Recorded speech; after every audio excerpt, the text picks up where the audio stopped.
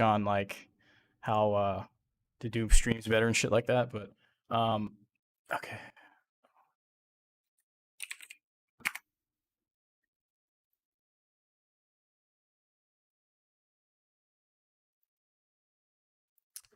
Arc. Hmm.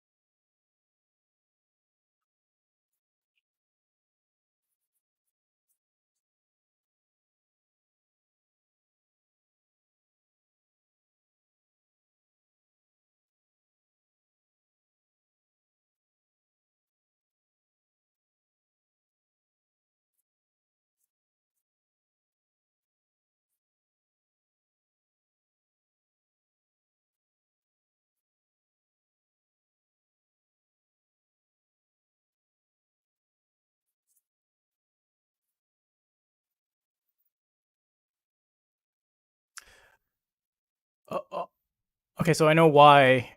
Oh, sorry to interject. I know why the stream is 128 kilobits per second. It's because YouTube prefers that. So I'm running at 192, not like 320, but 192. But they're telling me like it's too high or something like that. But it's fine, as far as I know. Yeah, I'll probably do both. Yeah. Okay. So you go to settings, you go to stream. Oh no, output, and then you see audio. And so these are your bit rates. And of course, when you're streaming, you only want on one track, right? So track one. That's why I usually set up a whole separate scene collection, so I don't screw around with my recording sections.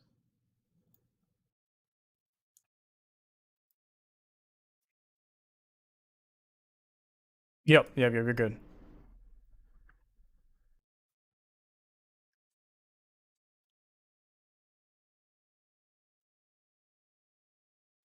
All right, guys. So who's in here? Just us five.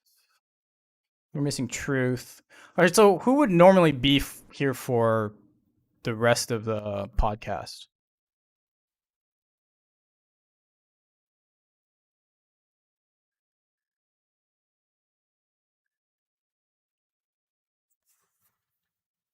Yeah.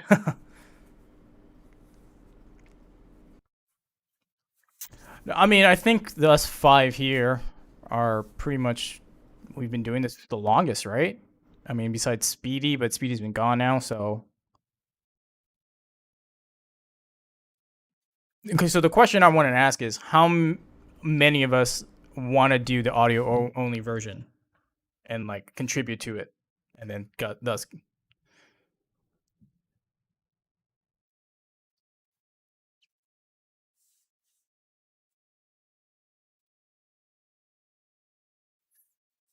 Okay, so let me show you guys.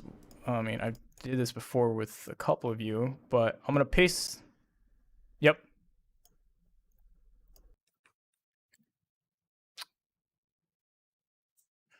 Yep.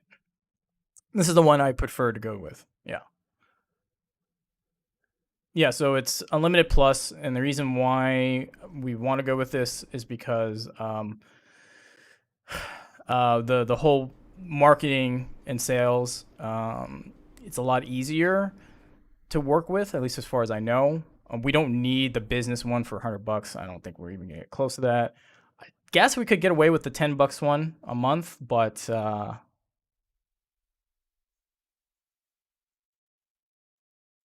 oh, the reason why I wanted the 30 because the you see here monetization, the bottom one, pod ads, the SA. That's why I wanted.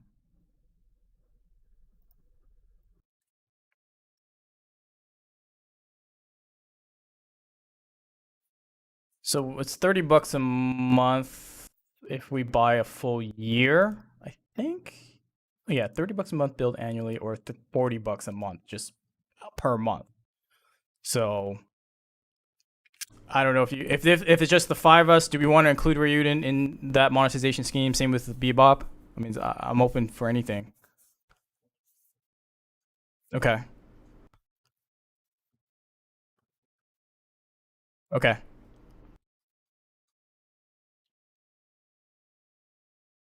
Oh wait, Truth wants it. Yeah, Truth. Yeah. Yeah. Okay. I are we all good with it? Talon? Okay. Um. Now, do we need like a written thing? Is a verbal agreement good with everyone? Like, if let's say someone wants to drop out, I just want to make sure we cover all our bases before we dive right in.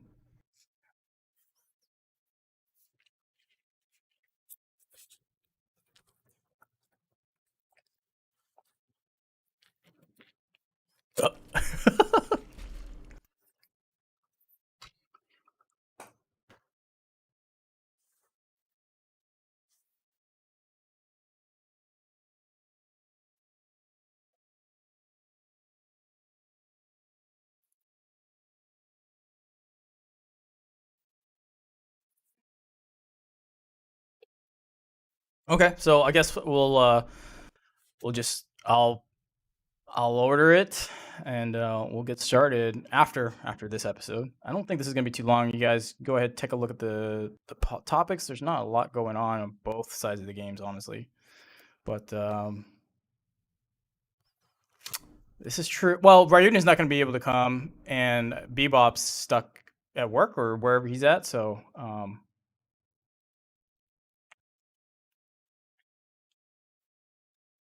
yeah, I understand that. All right, so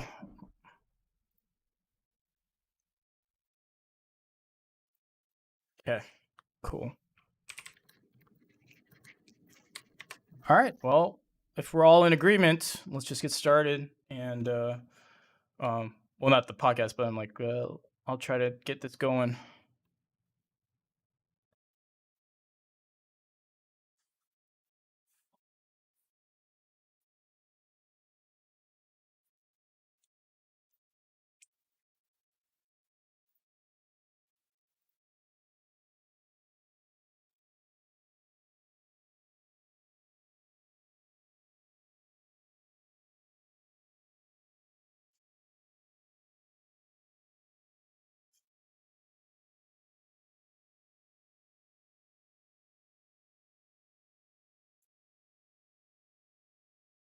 Yeah.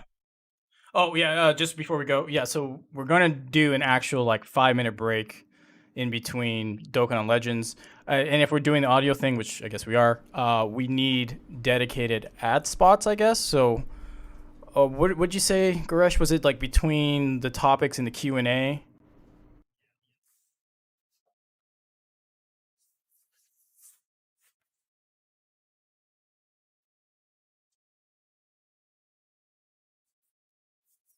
Yeah. Okay, that sounds good.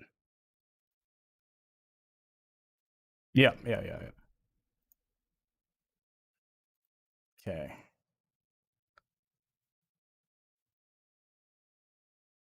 Okay. So we get third first month is free. So let's start the free trial.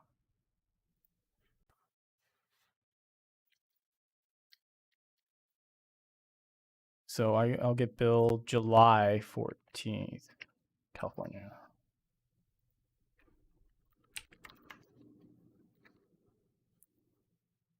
Oh, hold on. It's my. Gotta put it in my.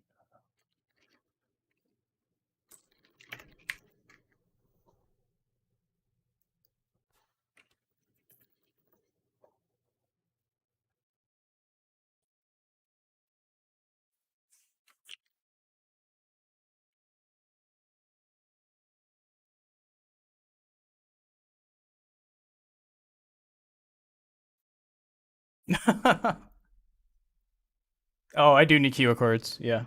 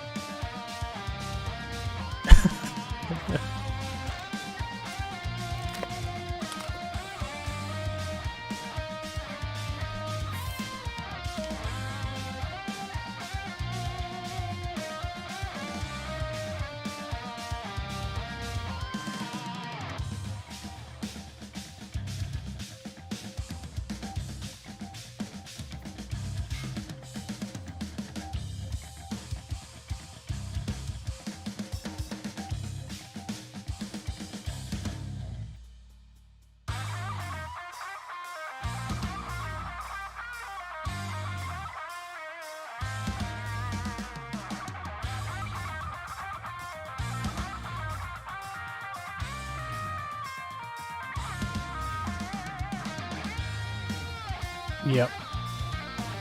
Producer Toshi. Okay, hold on. Let me get my adventure set, and then I'll get you guys my QR code. I just need one more.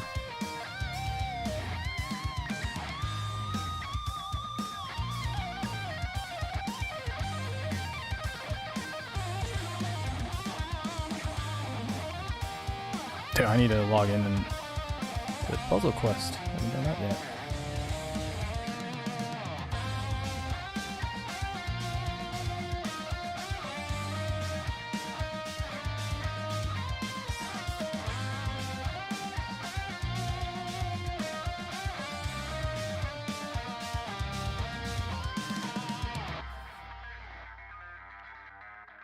I'm wondering, did I?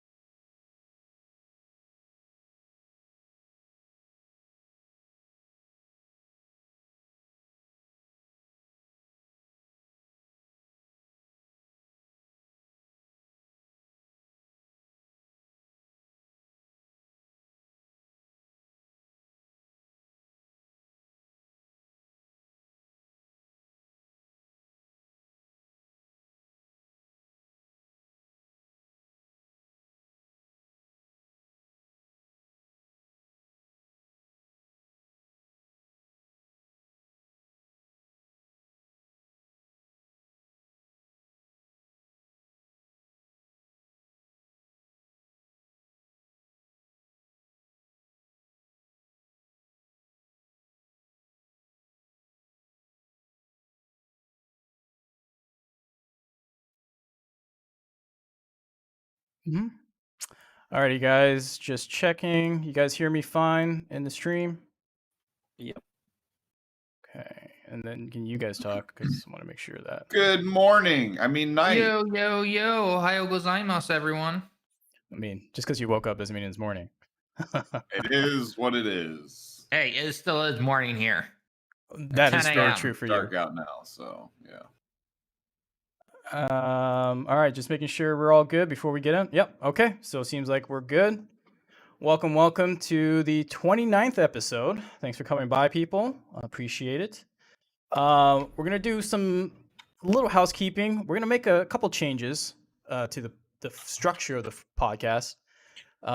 So we are gonna take an actual break. I'll do a countdown timer, a 5-minute break in between Dokkan and Legends, and we're also gonna take a minute or two break to in between our topics and our questions for both Dokkan and Legends, so we can get situated, get them going, and we're good to go. So hopefully that makes sense to you guys. If you gotta get a drink, go to the bathroom, those are good stopping points for you to go ahead and do that. But yeah, I think we're good to go for Dokkan first, as usual. Let's start off with Global. Global Dokkan. Okay. Let's think. What do we got? We got Beerus. The big thing, obviously, to talk about that banner is the fact that they removed Cooler from the banner. What are you doing? Asses. Can I just say that right now? Holy crap. I thought the whole point was supposed to get Global to spend their stones. That is how you get Global to spend their stones, by bringing back the awesomeness that is Cooler. No, we're going to take Cooler away. All right, well, you just made everyone else's job easier, essentially. It's still a shaft, though. Holy crap. Yeah. I think for me, the way that I see it is, well, you're right in the fact that it's going to make everybody less inclined to spend their stones on the banner.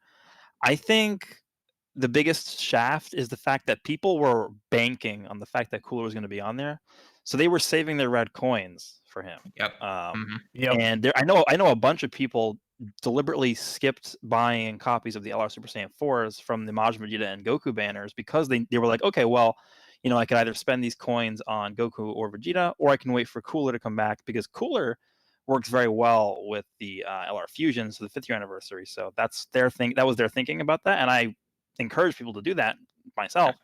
And then they went ahead and were like, oh, you know what? We're just not going to have Cooler come back. So to me, that was the biggest shaft, more so than him actually not being pullable from the banner. It was just the fact that you didn't even have the opportunity to buy him with coins yet. So for me, that was kind of really annoying that they did that. Yeah. I think the biggest takeaway, I mean, Gresh and I and Truth did a video about it, and I think the biggest takeaway you can take away from what just happened with Global is that you can no longer look to JP to get a good roadmap to what to expect. If you should save, if you shouldn't save, should you buy stones, whatever. So the one advantage Global had compared to JP was that you guys kind of knew what to expect from the banners coming going forward. But with Global exclusives coming first, and the time because of that, every banner's kind of units are always tossed up in the air. Maybe they come back 3-4 times in a row, like transforming Vegeta, or they just are in limbo, like in Future Gohan. I don't know when you guys are getting him back ever. Yeah, so the thing with Future Gohan is that he was the only time he was brought back on JP was for the Blue Kaioken Goku banner. And obviously that banner was on Global in December, so we're not going to have that banner again on Global. So then that begs the question, okay, when's Future Gohan coming back? When's Cooler coming back? I've seen some people sort of throw out the idea that maybe they're going to come back on the anniversary banners. Maybe they'll change the anniversary banners for Global. I doubt that. Yeah, because the thing is with that, we've never seen any changes made to the anniversary banners before. I mean, there obviously I'm not going to say there's 0% chance, but I wouldn't bank on that. Yeah. I think I've seen also some people throw out the idea that maybe 350 million downloads, which should be coming in August. On those banners, we might see Cooler and Future Gohan come back, which would be great, because I mean that would make those banners even better. Yeah, that'd be awesome. Yeah, so I think something like that is probably what we're looking at. Maybe the 350 million download celebration coming in August/September. We'll see Cooler and Future Gohan make a return on those banners. That would be the best situation, probably, unless they go ahead and make a change. Usually they do one filler Dokkan Fest in between the anniversary and the download celebration. I think last year was who was that? I don't remember. I remember 2 years ago it was Turles, and then last year I can't remember who it was last year, but they usually throw one filler in there in between. So I guess they could change that banner. Whoever that ends up being, that might actually end up being Kefla. I don't remember, but yeah, we might see that as well. But I still think it's a pretty big shaft for global. Absolutely. I don't think anyone's disagreeing with that. So, I mean, hypothetically speaking, if they threw out Transforming Vegeta and put in Super Saiyan Blue Kaioken and kept Strength Cooler, how tempted would people be? Oh my god, very tempted. people would go all Very in. tempted. I mean, dude, I would have summoned on that banner. I mean, I've been like, dude, hell yeah. I mean, let's face it. The Transforming Vegeta has been on, as Goresh has said many times before, 4 gazillion banners now. Either everyone, or I shouldn't say everyone, but I should say a good chunk of people either have at least one copy of them or just don't care about them. Because let's be honest, as good and as big as the Pure Sans category is, you know, you can run a bunch of Sans on other teams and combinations of that, and Vegeta's is kind of just like, he's kind of whatever, to be honest. Yeah. Yeah, I mean the true. one thing that you could say about the Kaioken Blue Goku is that he does work really well with LRUI Goku. And I think that is the reason why they threw him on there instead of Cooler. But I agree, they definitely should have they should have replaced Transforming Vegeta, because at this point, Transforming Vegeta has been around like honestly over the past year. Yeah. I would say he's probably been featured the most times out of any Dokkan Fest exclusive. He's the new Transforming Goku. He's the new Transforming Goku. That's what. Yeah, and yeah, Transforming Goku, Super Saiyan 4 Gogeta, Physical Goku Black all had periods where they all came back on like every banner. So that's kind of what this is like. So I don't know. Got it. Again, just to interject real quick, appreciate all the super chats. So Hell for the $10 donation. That's a Legends question. When we get to the legend, not just the legends, but the questions themselves, we'll answer all those. So we'll just go through our topics. And again, we don't have too many this episode. And Paul G, thank you again for the $5 donation. We'll answer those questions afterwards. Okay, so the Beerus banners may have been shafted in that regard, but do you consider the fact that you had the step ups and the discounted multis, is that like a shaft, or is that better? Does that make it mitigate some of the sting for you? Yeah, definitely. The step ups are good. It's basically replacing the Pilaf's Trove, because the Pilaf's Trove thing was, I think for how it worked for the Goku and Majin Vegeta banners, was it was like a few packs you could buy, you could do a few multis. There was like one like super ticket or something, or you could do a multi, and there's one guaranteed featured unit on there. So I mean, instead of actually like buying separate tickets, this is just built into the banner itself, which is just more convenient. Okay. And you don't have to, let's say you saved up stones, you don't have to then buy a ticket, which is going to cost you more money in the long run to then get the guaranteed featured or whatever. So I think it's better actually that they did it this way. They might have seen that like a lot of people weren't buying those packs or something, and so they just decided to try something new, which I hope they do, because this is a lot better than the Pilaf Trove stuff. Even though, I'm not saying the Pilaf Trove stuff was bad, but this is better, I think, because it was like the last step was, I think it was 45 stones or something for a multi, and then one guaranteed featured. That's really good. Guaranteed featured is great, and there's only 7 featured in this banner. Yeah, 7 featured, and then I would say out of those 7, 3 are like really, really good, because you have the Blue Kaioken Goku, the Whis, and the Beerus. Good value. Yes, at least there's good value there. Yeah, I mean the banner is not terrible, right? Even without Cooler, the banner is not terrible. Yep. I think Blue Kaioken Goku replacing Cooler definitely brings down the value a little bit, but it's not like the banner's all of a sudden just trash. That's not the case. Yeah. I absolutely agree. All right. You've pulled Beerus. What do you think? So Beerus is pretty specific, I would say. Mm-hmm. He wants to be alongside Whis pretty much. We don't have Vados on global. He's really good alongside Vados. Vados is actually a better unit for Beerus than Whis is. Yep. Just in terms of him getting support from a character. I think Whis probably is a better unit himself than Vados is, just in what he can do. But Vados is a better supporting character for his team. But For Beerus himself, I think he fits on like 5-6 teams. But on all those teams, if you can run him alongside Weeks, he's going to be like a different character pretty much. Whereas like I was actually doing a video on him, and I know one of his categories is the Worthy Rivals category, and there's literally like no good partner for him on that category. So I tried him out, and he wasn't really doing well at all. So there are those categories where he's not going to be performing super well, just because that's just the nature of the character. He really wants to be alongside like a top tier partner and supporting him and stuff like that. But if you have him set up correctly and you have him like in the right environment, and he's like crazy good.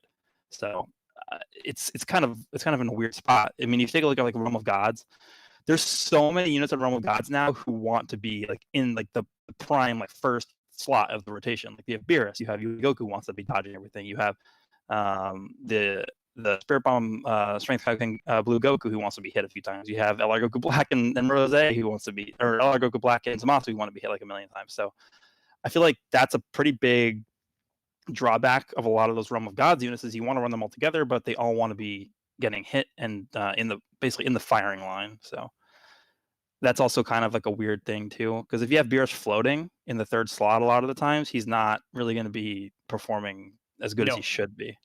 Nope. Mm-hmm. Yep. Yeah, that's kind of my summed up thoughts about Beerus, but he's still insanely good.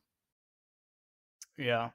Yeah, I don't think that was ever. Right? Oh, good. No, I was saying that you've used them, right? Yeah, I have. I've used them mostly as a friend because obviously he's a 170 across or for attack and defense, and then I think it's 130 HP. So I used I used him, and then I took the AGL Zamas, and then I had different rotations where I was lucky enough to pull the STR Whis. So I had him and Beerus on one rotation, and then I had like whatever other rotation I had going. And on that particular rotation, the dude is obviously putting out numbers. Like he is just far and away like amazing. He's just dealing out damage. He's critting. He's being super effective against Realm of God enemies and all that kind of fun stuff. So in that regard, he's doing very fun. The moment I took him out of that situation, though, I felt like his value dropped, in my personal opinion, just in terms of would I really want to bring him or use him on a team? Because again, the category is actually very big, and it made more sense just to use other units, in my personal opinion. So, and another problem, and I talked about this with Truth way back when he came out on JP, was that again, he's very situational, where the moment you don't have him in a situation, like whether it's with Whis or you have him in the first slot or something like that, he just feels kind of kind of just average, right? Instead of just like, oh my gosh, is this the exact same guy that we just had in the first slot? No, not really. So yeah, I haven't played with Whis. Like I played with him a week ago, but before that, I hadn't played with him since his release. And I just realized that like when I was playing him again, I'm like, okay, he's awesome, but you have to build the team around him, and you need to have certain conditions fulfilled in order to maximize his potential. He's got to get hit first, but unfortunately, to get that extra boost, right? But sometimes that first hit's going to be like 50k, 40k, and then afterwards, once he supers and whatnot, then it's 2k, 3k. His defense shoots up. Yeah, you got to put him in the first slot. Hope he gets hit first. Link him with his best buddies, which would be LR, Beerus, and Whis, or the Strength Whis. Bottles is good. Now, especially on JP, we got the physical awakening for the support Gohan. He's amazing for him. So, I mean, I did it. There, you can get 12 million attack stat on a free dupe Beerus with Vados and Whis on the same rotation. Like, that's intense. Yeah, So that's with his active skill, right?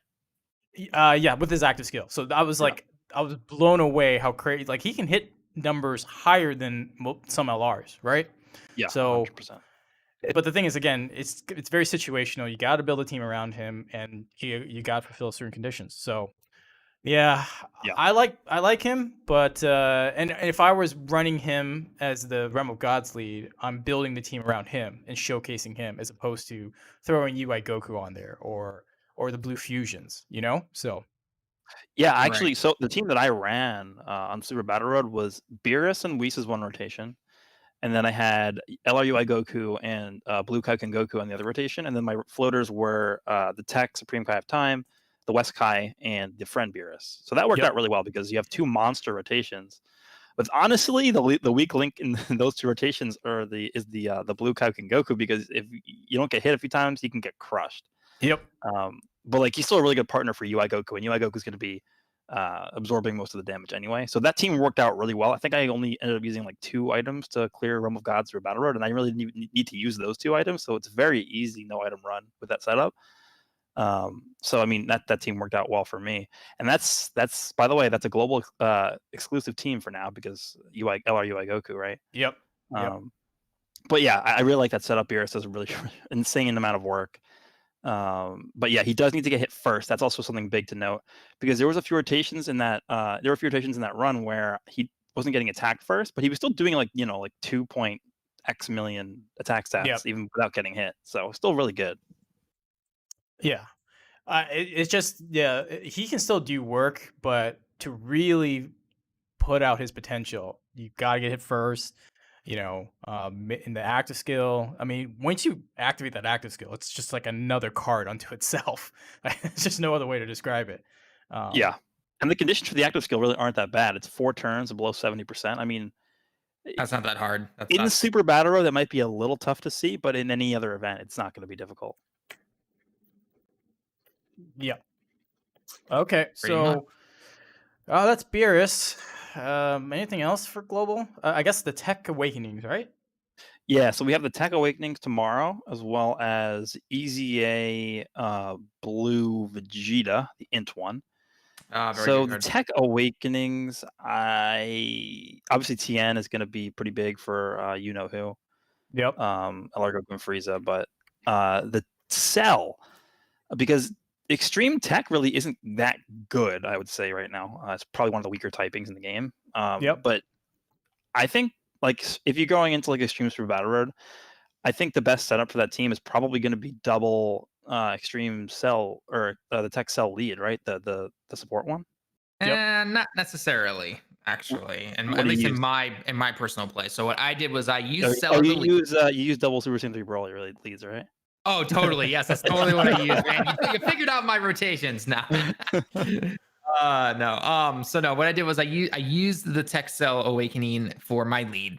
Okay. And then as a friend, I brought Frieza because obviously I don't have LR Broly and I didn't have Raditz for Extreme Super Battle Road. And so what I ended up doing was I still had the 2 golden Friezas on double rotations, but I had the ability to be changing orbs with both the LR King Piccolo and the Tech Cell, the second form Cell, both of those guys on rotations. And so orbs and just getting key and everything was super easy with that team. Not to mention the fact that because I get 4 key with the Cell and then I was getting 3 with the Frieza as the friend, it was 7 key. And then a lot of them share actually some decent key links sometimes. And again, not to mention the fact that you are changing orbs helped a lot. So I found that ran perfectly well. Now, if you're somebody who does have Raditz and probably has Broly and you can get good lucky on a couple of the rotations, then yeah, double Cell is easily, I think, going to be better because you're going to be able to get off that, especially that 18 key super attack with the LR Broly and everything. So it depends what cards you have, I would say. But don't overlook trying to do the double Golden Frieza, but have Cell as either a friend as a lead and then bring the Frieza as a friend. So just in my personal opinion. So you were using 2 EZA Golden Friezas, right? Yeah, so I brought I brought mine obviously, just not as the lead, and then the friend was an EZA Frieza. So okay, yeah, that makes sense. Yeah, I mean, what makes the Cell so valuable, and why you would want to, if you can get a double Cell lead, is the fact that he greatly lowers attack and defense. So in Extreme Super Battle Road, that's where he's the MVP. On top of that, he's changing orbs. You can get a lot of heals from that, or you provide key for Broly, Demon King Piccolo, anybody that needs it. I mean, I guess if you really needed to, you could bring the EZA Cell, but and put them together on a rotation.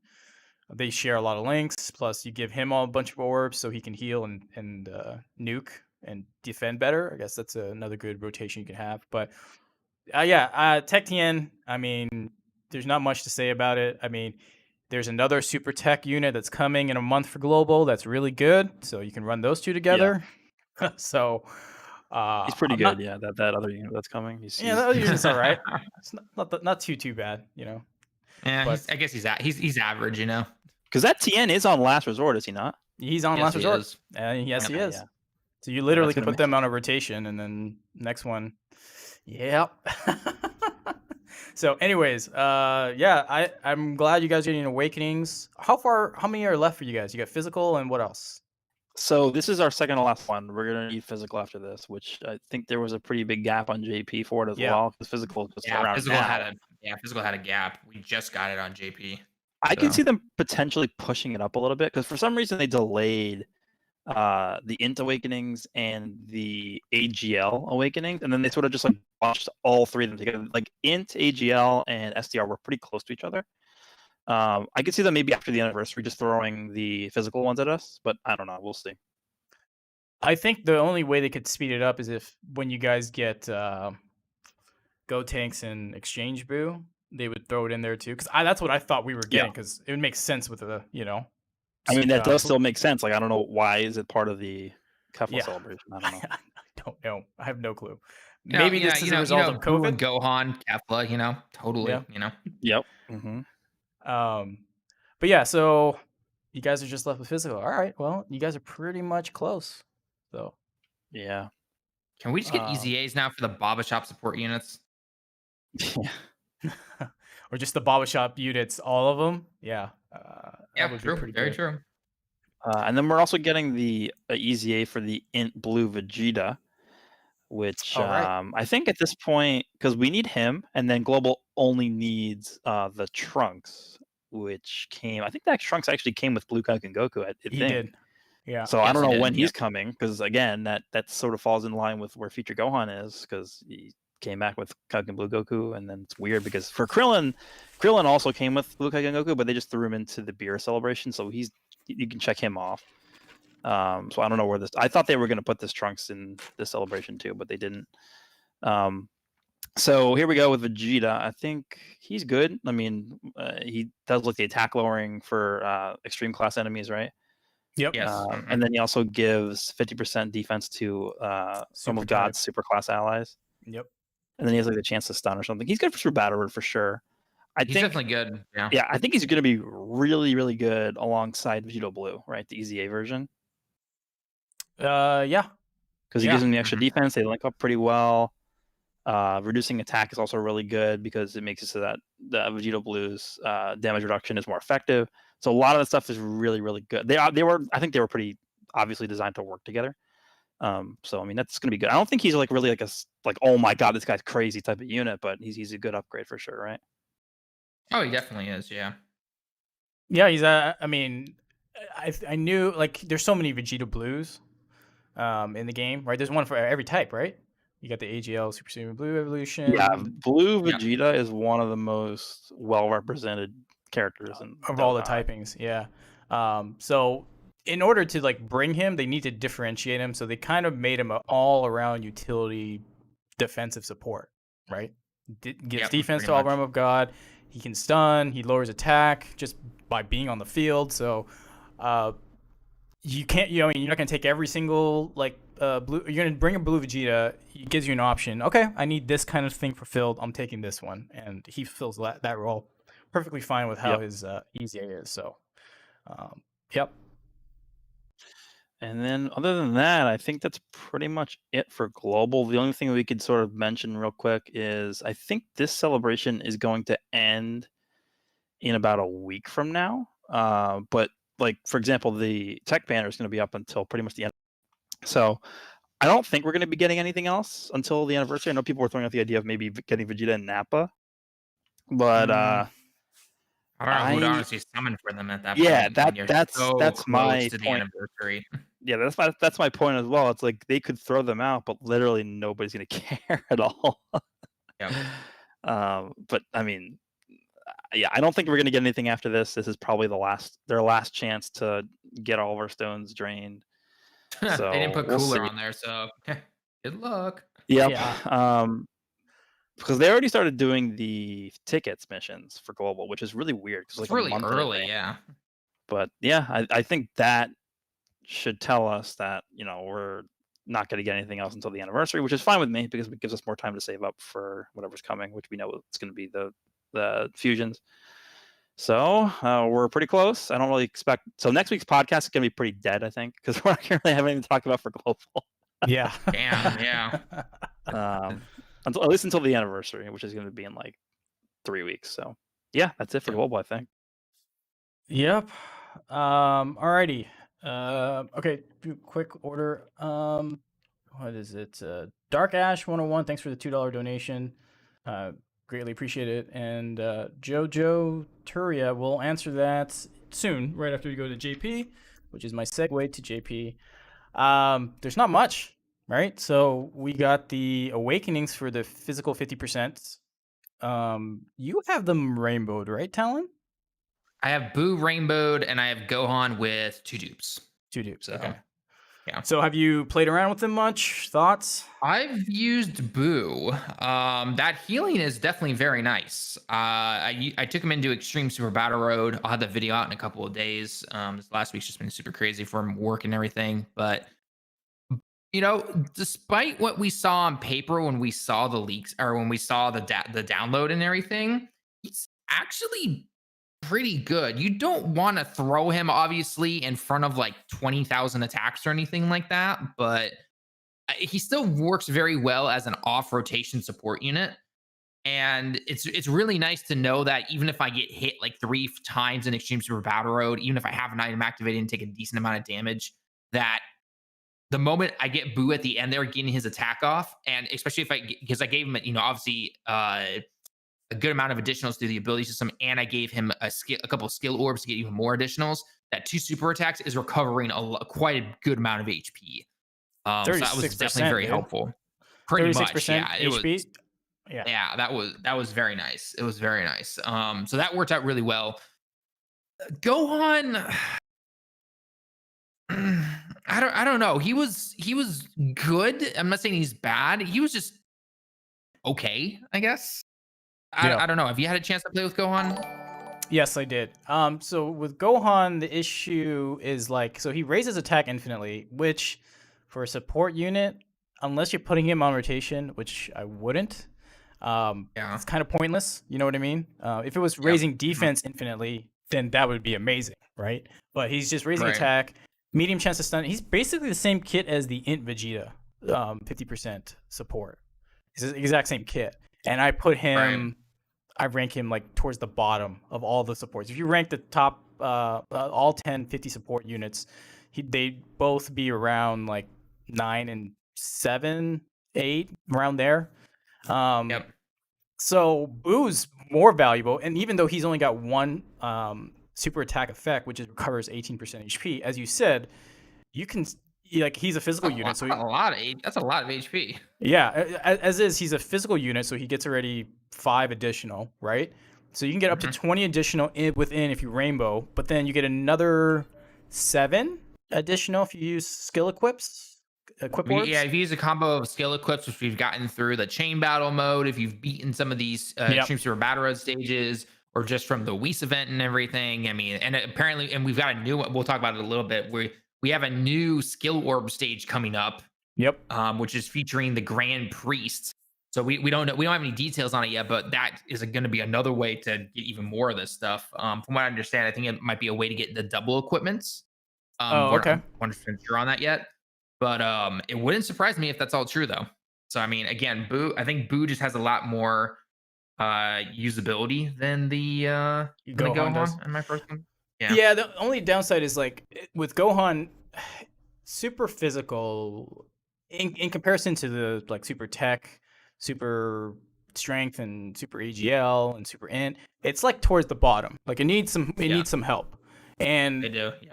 Even though the Gohan's there, he doesn't really, besides the supporting passive, he doesn't really link well, right? Because he's the mystic Gohan. He does not know. So that's what kind of puts him off a little bit, is he just doesn't really link. Now, Extreme Super Boo, there's a lot of extreme units with metamorphosis.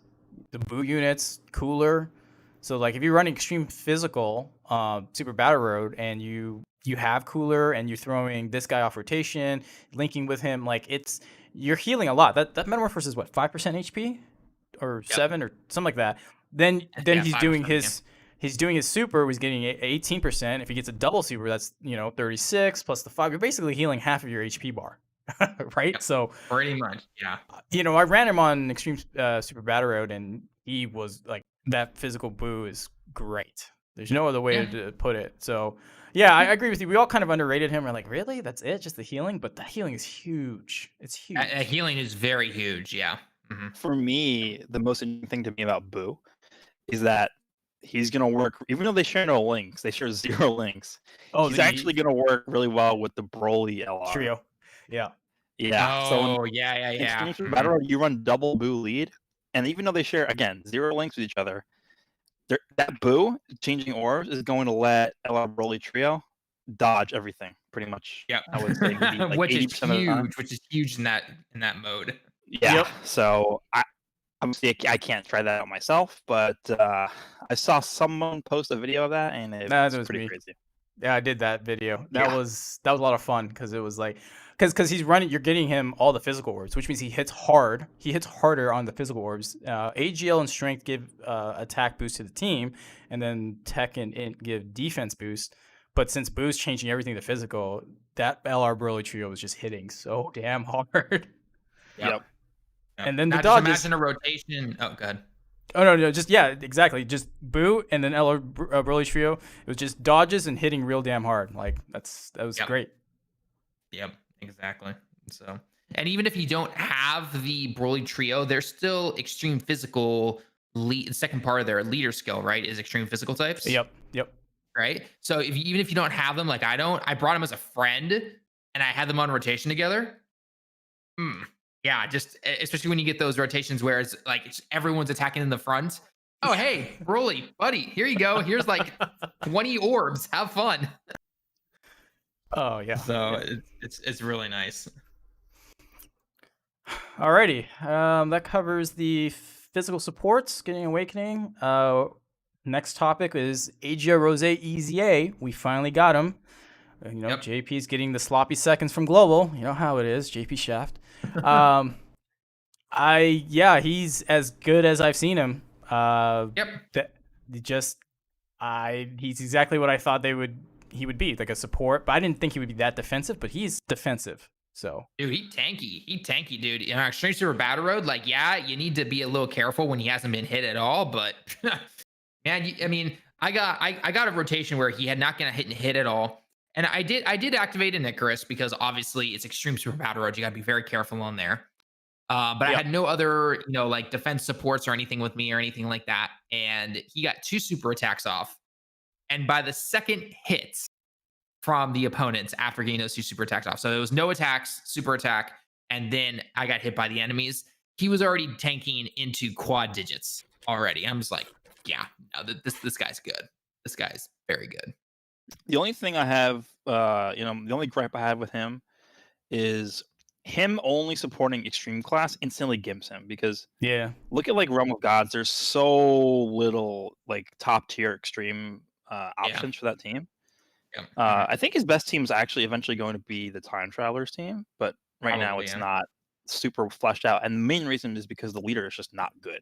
Like Ingoku Black, he has his spots where he's like decent, but he's really not aging super well, and I really don't like running two of him as a leader. So that team right now is kind of like just because the leader's not great. But once they get a better leader, it's gonna be a different story, especially with that AGL Rose running around supporting everybody, basically not being able to be hurt at all. It's gonna change a lot. I bet they're gonna have a heroes card be the next Dokkan Fest Time Travelers. Yeah, maybe. I wouldn't be surprised about that. So, and then plus they could also finally, I mean, there's quite a few of those heroes cards that haven't awoken yet that are on that category. That could definitely flesh it out, I think, more. So yeah. What's the three? Who's the heroes card? The physical one in Time Travelers? Demigra. Demigra, yeah, because he's a +3 key extreme lead or support. I mean, right? Yeah, he's pretty good. Yeah, he's not bad.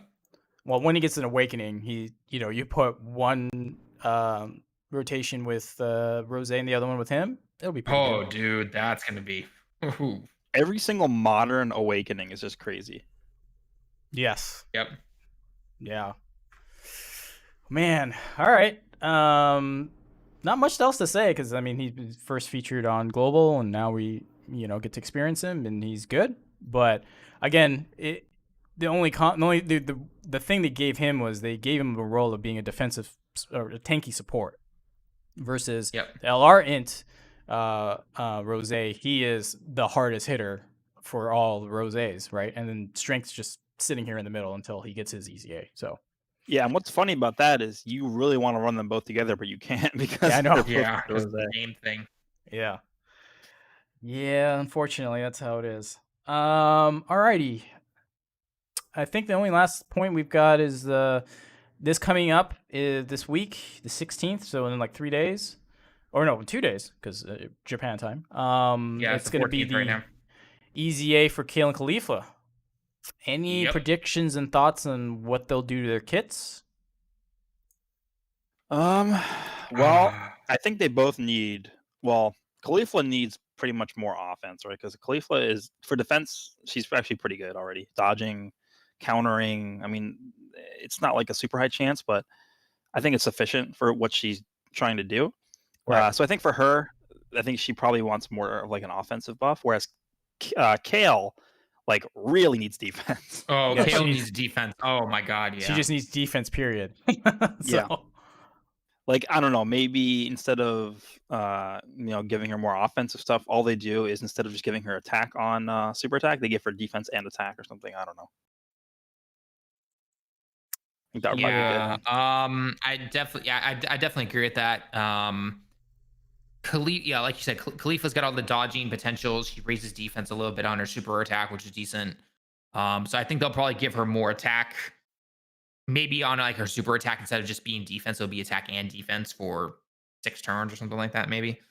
But Kale, yeah, she needs defense. Like, yikes. There is no question about it that she needs defense. So hopefully what they don't do is they're not like, well, I mean, Kale was mostly made just to please the Broly fans, and so she's gonna, keep her no defense thing that Dokkan just seems to give almost all Brolys. So we'll have to wait and see, but hopefully that's not the case. I mean, I could see her getting the physical Broly EZA, like raising attack and defense per super, and then just giving her a kit where she can super multiple times. Yeah, like right now she's got attack 120. They probably give her like, I don't know, 70 or 66% defense, to keep with the theme, and then just raise her defense, and potentially give her like, hey, if you have a Khalifa on your team, like any Khalifa, high chance of super again. So then she just continues to stack and just become that berserker, right?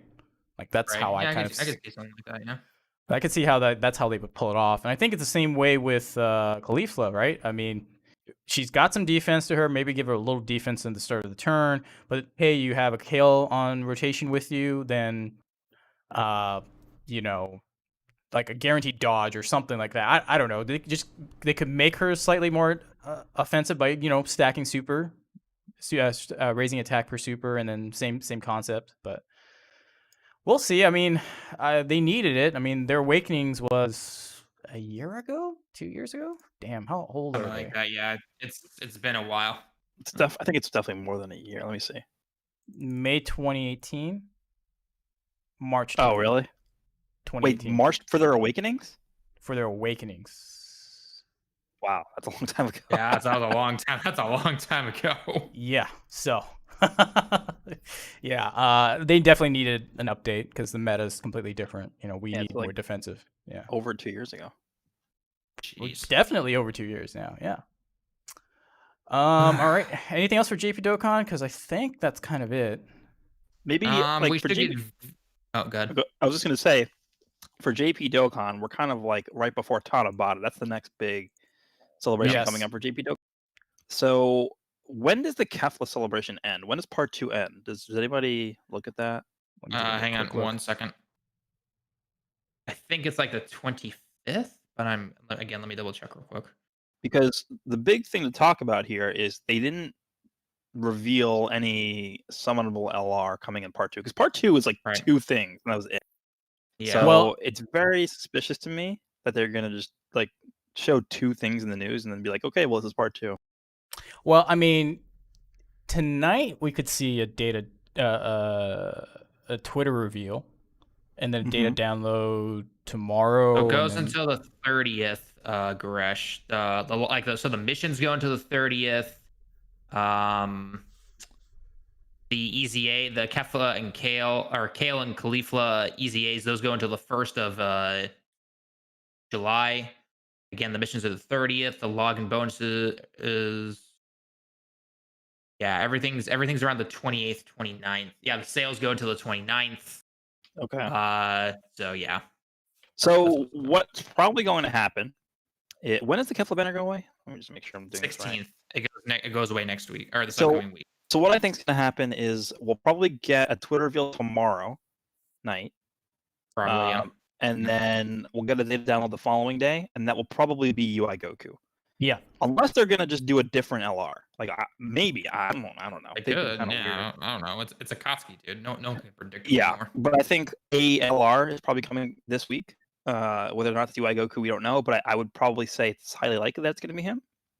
Probably. So that's this week, and then I think that will probably go until like you said, the 29th is when the last day is for the celebration. So maybe we'll do that, and then probably Tanabata is probably the next big celebration. Like, Well, that's coming. Well, got- keep in mind we're also getting V Jump this upcoming yeah, week. I was gonna say V Jump this week, right? Yeah, V-Jump should be Yep. for Tanabata though, right? Yeah, Yeah, usually it is. So Yeah. So that will be what we see.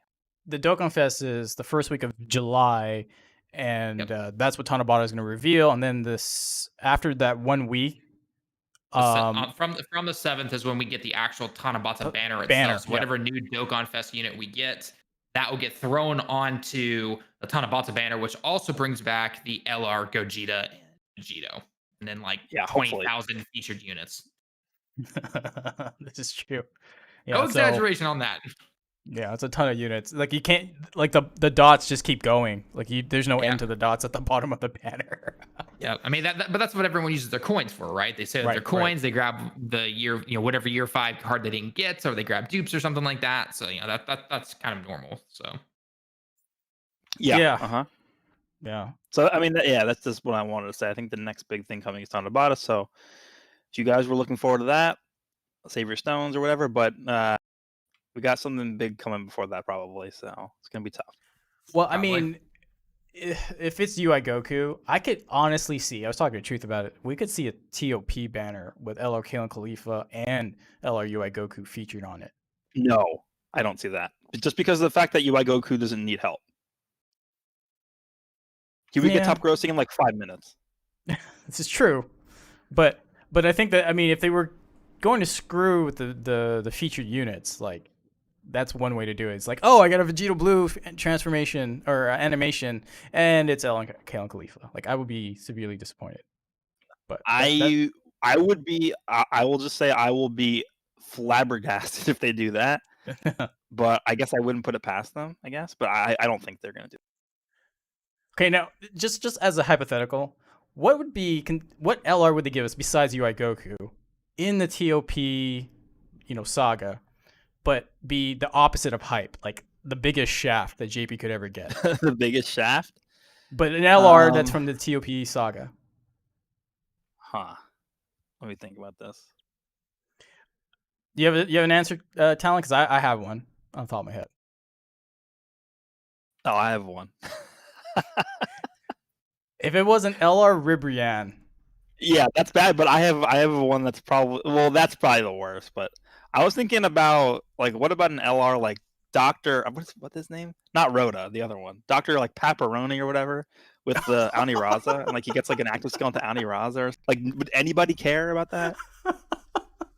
No, I don't think so. Oh man. Oh, imagine if you got that. Like, people. Okay, I'll just say this right now. If it's anything but UI Goku, people will be pissed. It doesn't matter what it is. We talking about Dokkan? Yep. Hey. It's Truth here, guys. Everyone's asking. I'm here. Okay, because I think we're gonna get the teaser for whatever LR it is in like 4 hours or something. It's tonight. It's definitely tonight. Because Really, I thought it was tomorrow. No, let me double check, but I'm pretty sure it's tonight because the stuff comes Saturday out night. Yeah, because it comes out on the 16th. So today's the 4th. Yeah, I gotta remember today's the 14th in Japan, right? So we got a couple of Yeah. days before the Let me- banner goes away.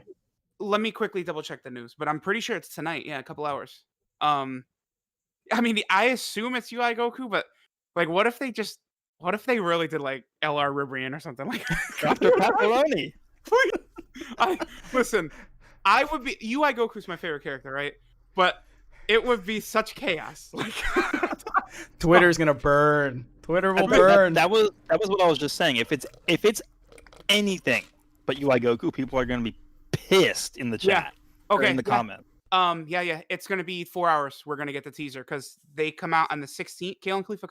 Okay, as long as the LR comes out with the EZA, then it's tonight.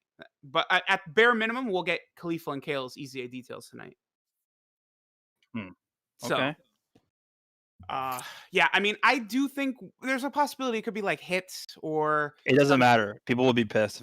Well- Literally, if it's anything else, if it's Jiren, people are going to be pissed.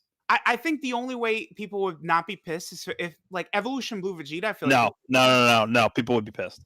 yeah, but people. Well, okay. Are you saying Japanese players? Yes. Yeah. Okay. Yeah. Okay, yeah. People don't care about Vegeta as much as Oh, Goku. over It's here not they- even close. Over here they do. I don't know. Alrighty. Okay. You just came at the right time. We just kind of wrapped up the topics for the week. Wasn't too much. So, shall we dive in? Oh, shall we take a little break before we get into the questions, or is there anything else we need to talk about? Yeah, I'll take like a 2-minute break. I think is good.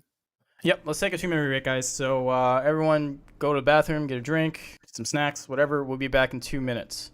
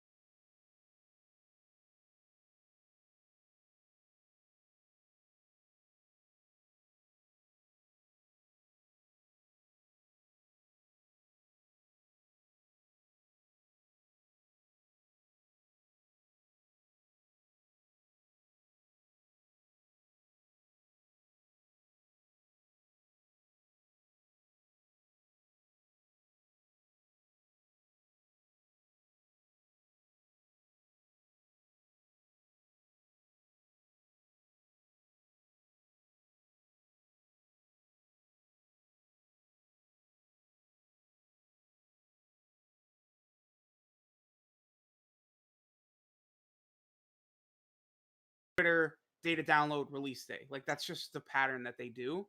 But for just like if it's just Kefla and Kale. All right, guys. Oh, sorry to cut you off, but we're back. If it's just Kefla and Kale that come out on the 16th, I mean, I guess we could get the Twitter post tomorrow, and then we could get the like the data download and release like same day. I guess they could do. They've done Twitter reveals the same day as downloads before. Yes, but but when they do that, like that would be they would reveal it on Twitter like right now and do the download right now. Like they've never done the Twitter reveal at 4 a.m. Eastern and then done a data download right after that. Well, that's what I'm saying. Tomorrow we could get the Twitter post at like now, and then the download will come like 10 minutes later. That could happen, yeah. I think that's more likely, actually. All right, guys. So we're back with the questions. I'm gonna start with the donations first. This is a Legends one, but we might as well just answer it now. So from Hell for $10, thank you again for the donation. Do you guys agree that Trunks and Zamasu are the most valuable units in the game, if not just for their leader skills? Oh wait, no, this is Dokan. What am I thinking? Also, Gresh, you're not slick. I saw that leaked photo of you and Candace. Huh? What? What? All right, but I don't even know what that's referring to. Like, if it was like an inside joke thing, like I have no idea. No, I think it's like can this dick fit like in your mouth type thing. I think that's what it was. No, I didn't fall for that, huh?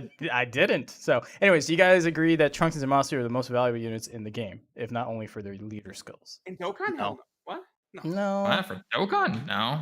I mean, the fact that they're, they support super and extremes is great, and they're good cards, but I don't think they're the most valuable in the game, to be honest. Yeah. I would make the case probably for AGLR Gohan because he's good everywhere and he's on the most category teams and he's got a great leader skill. So you could probably say him, honestly. Yeah, that Kamehameha team is underrated. Yeah. Well, I mean, they just keep fucking adding to it. Yeah, it's like Pure Saiyans, but has a lot of other stuff on it too. Yeah, but it's got the freaking fusions on there and stuff. Yep. All right, Paul G for the $5. Thank you for the donation. Is it possible for the 350 million download banners to be Dragon Ball heroes? If so, what would you guys see from those heroes in Dokkan? Yes, that's what I was thinking. Here's the reasoning. Because the 10th anniversary is this year. By the way, we're having I think there's a stream next week about heroes. So we could see something come for that. Yeah. Why? I have to find the exact day. I don't remember where it is. But if anything, dude, go ahead. A week from now is when they've done hero stuff like a couple times in Dokkan history. Yeah, that's what I'm saying. Like that, it would make sense if they don't drop an LR banner. I don't know why they wouldn't, but if they don't, then we would have heroes to go with. Okay, so okay, go on. Go ahead. No, I was just gonna say I think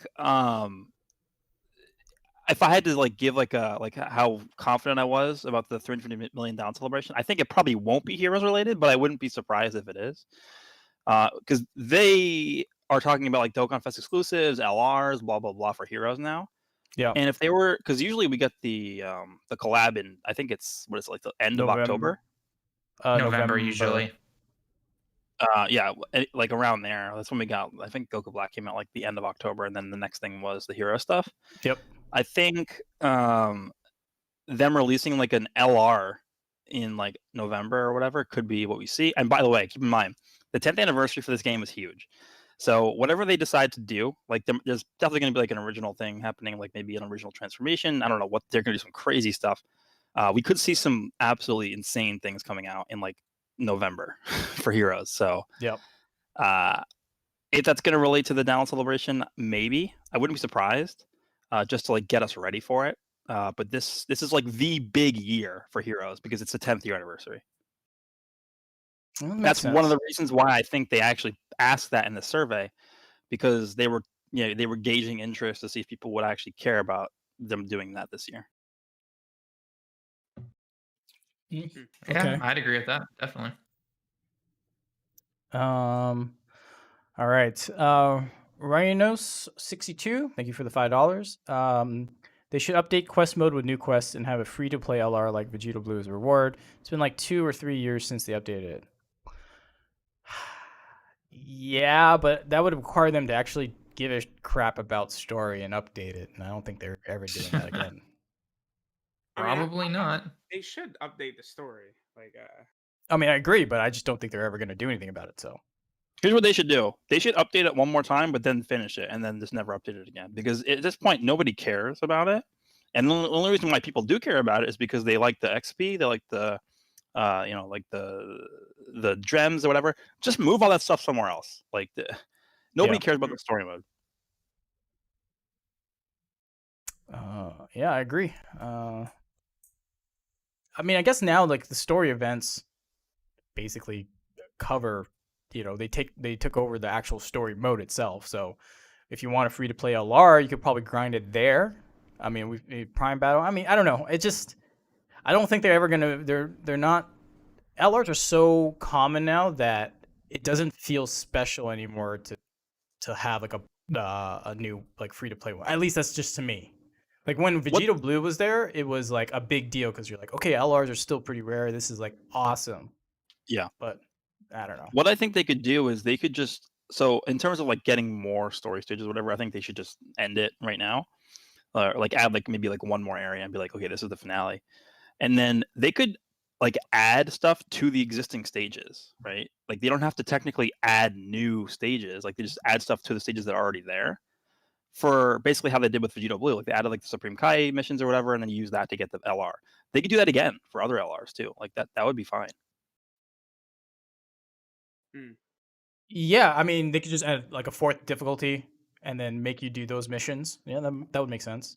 You know what they actually for real need to bring back is they had like those missions, like the time trials and stuff like that were really fun. Like they got to do more of that. Like they did it once and never brought it back for no reason. That's what they got to do.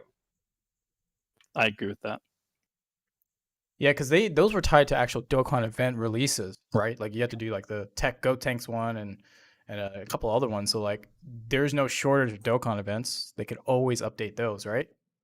Yeah. Yep. All right, Jojo Turia, thank you for the $2 $2. I don't know what currency that is, but Trunks into I think I see what you're saying. EZA Trunks for global, which should go into the Boo Gotenks celebration, which replaces VB, which is what JP had. That makes sense. Yeah, that's a long way away. That's a long ways away, though. Isn't that like November or something like that? Yeah, that's Thanksgiving. Yeah. Unfortunate. So they could do that, but they would have to skip him from now then. Right, and we still don't know what they're doing on JP after Rose, since we just got him now. Like, are they actually going to go into the 120 leads, or are they going to go into other ones? Right. Oh yeah, they are. It's time. I want them to, but yeah, I mean, business brain here is saying like, yeah, they're probably going to do the 120s. Let's be honest here. Now it's time. Just keep in mind that Global is one EZA behind. That's it. So we're only missing Trunks, and if we're gonna spend the next 5, this is gonna be a Janemba situation if we do this, because we're not gonna not get a new EZA until November. There's just not happening. So there's all those side ones they have to bring back, like the Golden Friezas and everything. So yes, but those come back with new ones. With a new one, right? Mm-hmm. So they're not. I mean, I guess they could skip Trunks and then just start doing the 120s. Like in the meantime, like I don't know, it's weird. I don't know. We'll have to wait and see what's going to happen. All right, I picked this one up from the chat. I think this is a kind of interesting talking point. As Dokkan content creators between YouTube and Twitch, do you think we will ever see anyone get sponsored by the game? If not, do you think it's a good idea to have something along those lines? What does he mean by sponsored? Because like a content creator program. Sneak peeks into like advanced units coming out. Does it make sense to you? Yeah, I mean, I think they could do that. In terms of like a content creator program, I think for me one of the biggest things Dokkan needs to work on is community interaction. There really isn't any, and for that reason, I think it's just not realistic to expect that anytime soon. But they could do it. I would want them to, just because it would help the game. But I don't. Just based off of their actions, I don't think they would do that. Yeah. I mean, okay, now I'm speaking strictly as a gacha player, but I don't know many gacha games, the Japanese gacha games that is, that have like content creator programs. I don't know if Talon could fill me in on this. Like, is that a Pokemon big Masters deal? has one. Which one has one? There aren't very I many that have like there aren't content many, creator yeah. programs. Like the ones that'll have like a creator code where you enter someone's name and you get bonuses and stuff. That's mostly like Yeah, that's mostly like what my point I was trying to make is that seems like a more of a Western studio kind of thing and publisher where they try to utilize the free marketing of YouTube and Twitch to draw a new player base. But the Hey, reason why I actually mentioned be smart and be in touch with things. Oh, okay, gotcha. yeah, well that's the thing. I don't see many Japanese companies doing that where they Wait a use minute, content creators. Hold on. Are you telling me sitting on the Dragon Ball IP and doing nothing with it is not smart? I'm telling you, not having an anime when your IP makes cash hand over fist. Yeah. When they're making more for merchandise than freaking Gundam, we don't need an anime. Of course not. Why? No. Why would we Why want would to you? maximize profits, man? What are you talking about? No, can't do that. Okay, so one of the chats, Haven says Dokkan should do video and stuff like Legends, but I mean we have the Dokkan now, but it's on their terms, right? Like they're the official announcements. So I'm talking more of utilizing, content creators like Truth or Japanese content creators to like expand the game. But I don't see the reason why my point was I don't see Japanese companies doing that in general. So I wouldn't expect that from Dokkan. That's what I'm trying to say. So I wouldn't really point, expect anything like that. yeah, I don't know, man. I just think for them because you got to remember, right? Japan's the size of like California, right? So I feel like, and you guys are so insulated unto themselves, so you just don't really take in consideration the global audience that is looking in. You know what I mean? So No, Japan has a history of not really doing that most of the time. So yeah. yeah. All right. That's it for donations. Actually, nope. Sorry, I take that back. Existence exists. Thanks for the $2. Features they should add.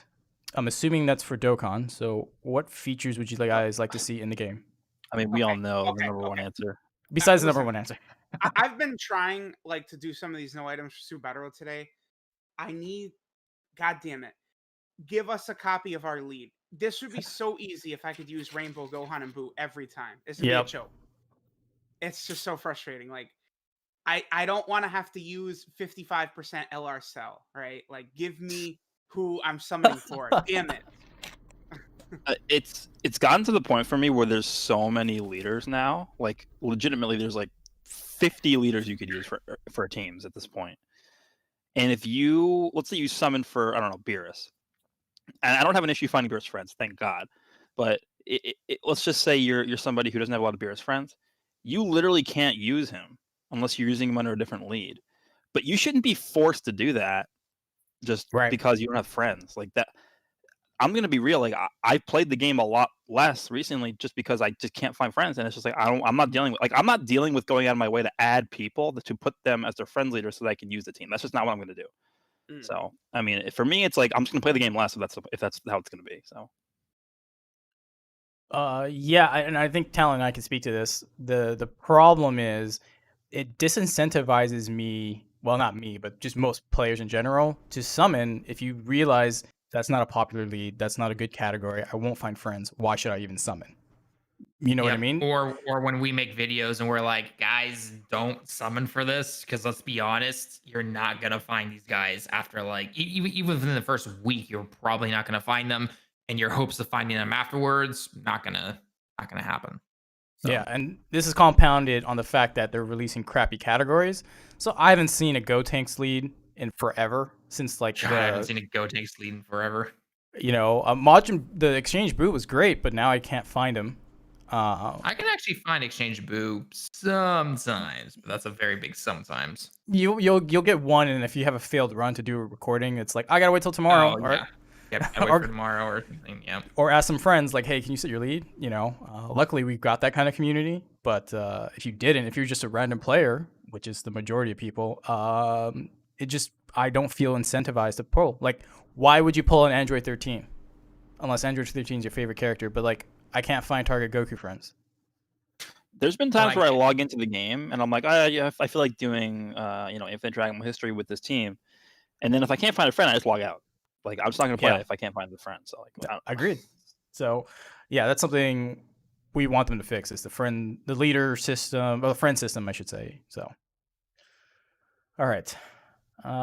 Some more donations. Thank you, guys. Maz M, 2 things. Imagine EZAs for the category units in a year or so, and so I wonder how they would do summonable LR EZA banners.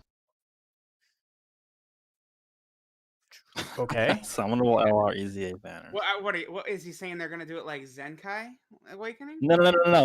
Like the banners that come with EZAs. So with the LRs on them. Like, is there gonna be 3 featured units on there? I mean, I guess they could do. So they did like the Trunks and My one that had like 7 recently, didn't they? Like there was a couple that had 7 on it. Yeah. I don't think they'd go below that with an LR. I could see 5. If you're EZing an LR, they're not gonna. Well, it's an LR. Yeah, but think about this: Vegito Blue had 3 featured units on his banner. Yeah. Well, we'll have to see when they actually EZA an actual LR. That's not like a free to play one or a World Tournament one. Like, but the thing is, I don't know how far do you guys think we're away from actual EZA summonable LRs, like Gohan? Pretty LR far, Gohan. very far. Think about it. I think so too. Think about how many free to play LRs still need an EZA, like very badly. Yeah, it's true. All right. Jalter with $5. Thank you very much. Appreciate that. I'd rather have more story done in the manga than the anime. In the manga, than the anime comes back in no time. Oh, in time. No need to rush, especially with the booty animation most of DBS had. Yeah, you're not wrong. So. I mean, they're making like 50 other shows too. So. Yeah. The animation was really only really bad up until, like the Goku Black arc, right? And there were some parts in the University Tournament that was actually pretty good. Like the hit fight was really good. The reason. And then, I mean, that wasn't really that bad after that. Yeah, because I think they started Dragon Ball Super like while most of the animators were working on like a One Piece movie or something like that. So they outsourced it to like some Korean studio, I think, like Resurrection F. Yeah, but that was so stupid. Like you don't do a show for 20 years, and then all of a sudden you're like, oh my god, we have to, organize this, and then it's like, just wait. Wait until you're ready. I mean, we've established that Toei, they're not the brightest. This is true. Absolutely true. And Jalter with the $2. Thank you very much. Account switch summon collab when? Huh. What does that even mean? Means like Truth and I will switch accounts. Like I'll take Truth's account and he'll take my account, and then we'll summon on them. I like you guys, but I don't know if I trust you that much. Yeah. That's something you do in person when you can just hand your phone over to your buddy. The only thing is that, like, we all have like the same luck though, right? Like the 3 of us all get destroyed. Like not. I thought Nalar had some pretty good luck the last banner here with Kefla, didn't you? Yeah, but I mean, he has Majin Vegeta, and like it's not. It's like that weighs way more heavily than like one banner of good luck. Yeah, just in general. Okay, so I will say, Goresh and Truth get destroyed the most out of all of us. I don't think anyone can dispute that at all. I thought Truth held that crown though. I don't know. Goreshas are off camera is the problem. I have proof though. You've seen it. Well, okay, but I'm just saying, like, it would be more commonly accepted of how badly Goresh has been killed if it was like all super visible, like with me. Well, to be fair, the biggest one was before I even started recording anything. Yeah. And like Physical Cooler and Kid Goku, like those weren't on camera. Yeah, well, in Kid Goku, I think that was also before I even started. Yeah, it was because that was before you started. What, Legends Anniversary? And that was yeah, that was before Legends. No, that was same time actually. No, it was before, because he was before the Dokkan. Oh yeah, well, yeah, I guess it was. Yeah. I don't know. You guys have like some. I mean, I've had bad luck. I mean, let's be honest. I've had bad luck too, but it's not as frequent as you guys. I'll it's admit just, that. it's just Right. for me because like it feels so bad to be on camera and summon and you're just like silent for like 10 minutes. Like no one wants to watch that. But see, the funny thing is, you think that, but people want to see it. let's I mean, because my cooler summon video is like the last 10 minutes is just me sitting here. I think I turned my mic off. It's really bad. Yeah. So, I mean, Talent's got bad luck too. 5th year. I am. Oh God, 5th year. Oh, buddy.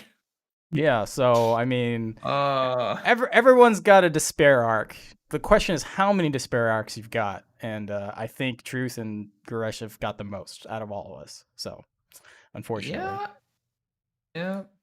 Oh, you know what? Hey, Truth, you know what you should do? You should switch accounts with Nano. Oh, there we go.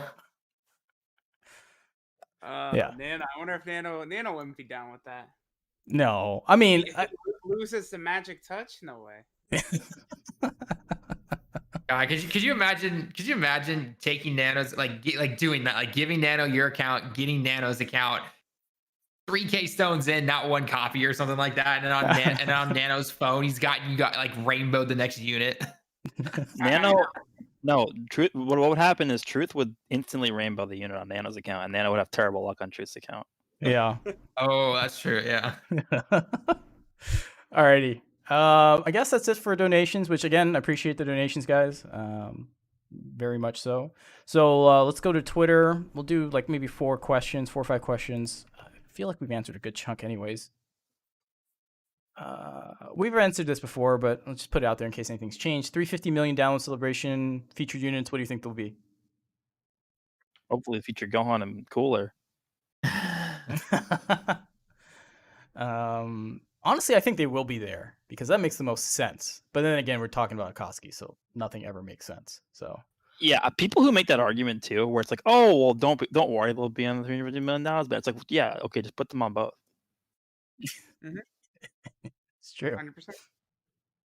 100%. Yeah, 350. I still I still think it's a toss up between like Super Vegito and Buhan to finish out not Buhan, like the Kid Buu and Super 3 Goku. Yeah, like to round out the saga, or it could be GT, like Truth said. Because I'm still on GT because it's just weird. We're just gonna go years without doing GT. Like I don't know. That's odd to me. The thing about GT is like 95% of it is fodder. Yeah. Yeah, but the big stuff has sold incredibly well. That's the thing. Yeah, that's true, but they can't. Yeah, I mean, because honestly, I see that being more of an anniversary thing. Dude, that like they still have. They could do transforming Super Saiyan 4 Goku, transforming Super Saiyan 4 Vegeta. They could do fusing Goku and Vegeta. Like it's easy, and then you just pair one of the villains with them. You're right. Like people are saying they can't make Bojack a Dokkan Festival. Yeah, they can. He's paired up with one of the most hyped characters in history. Yeah, they sure can make Bojack a Dokkan Fest. That's every time somebody says they can't make X or Y a Dokkan Fest, I just say Android 13. Android 13.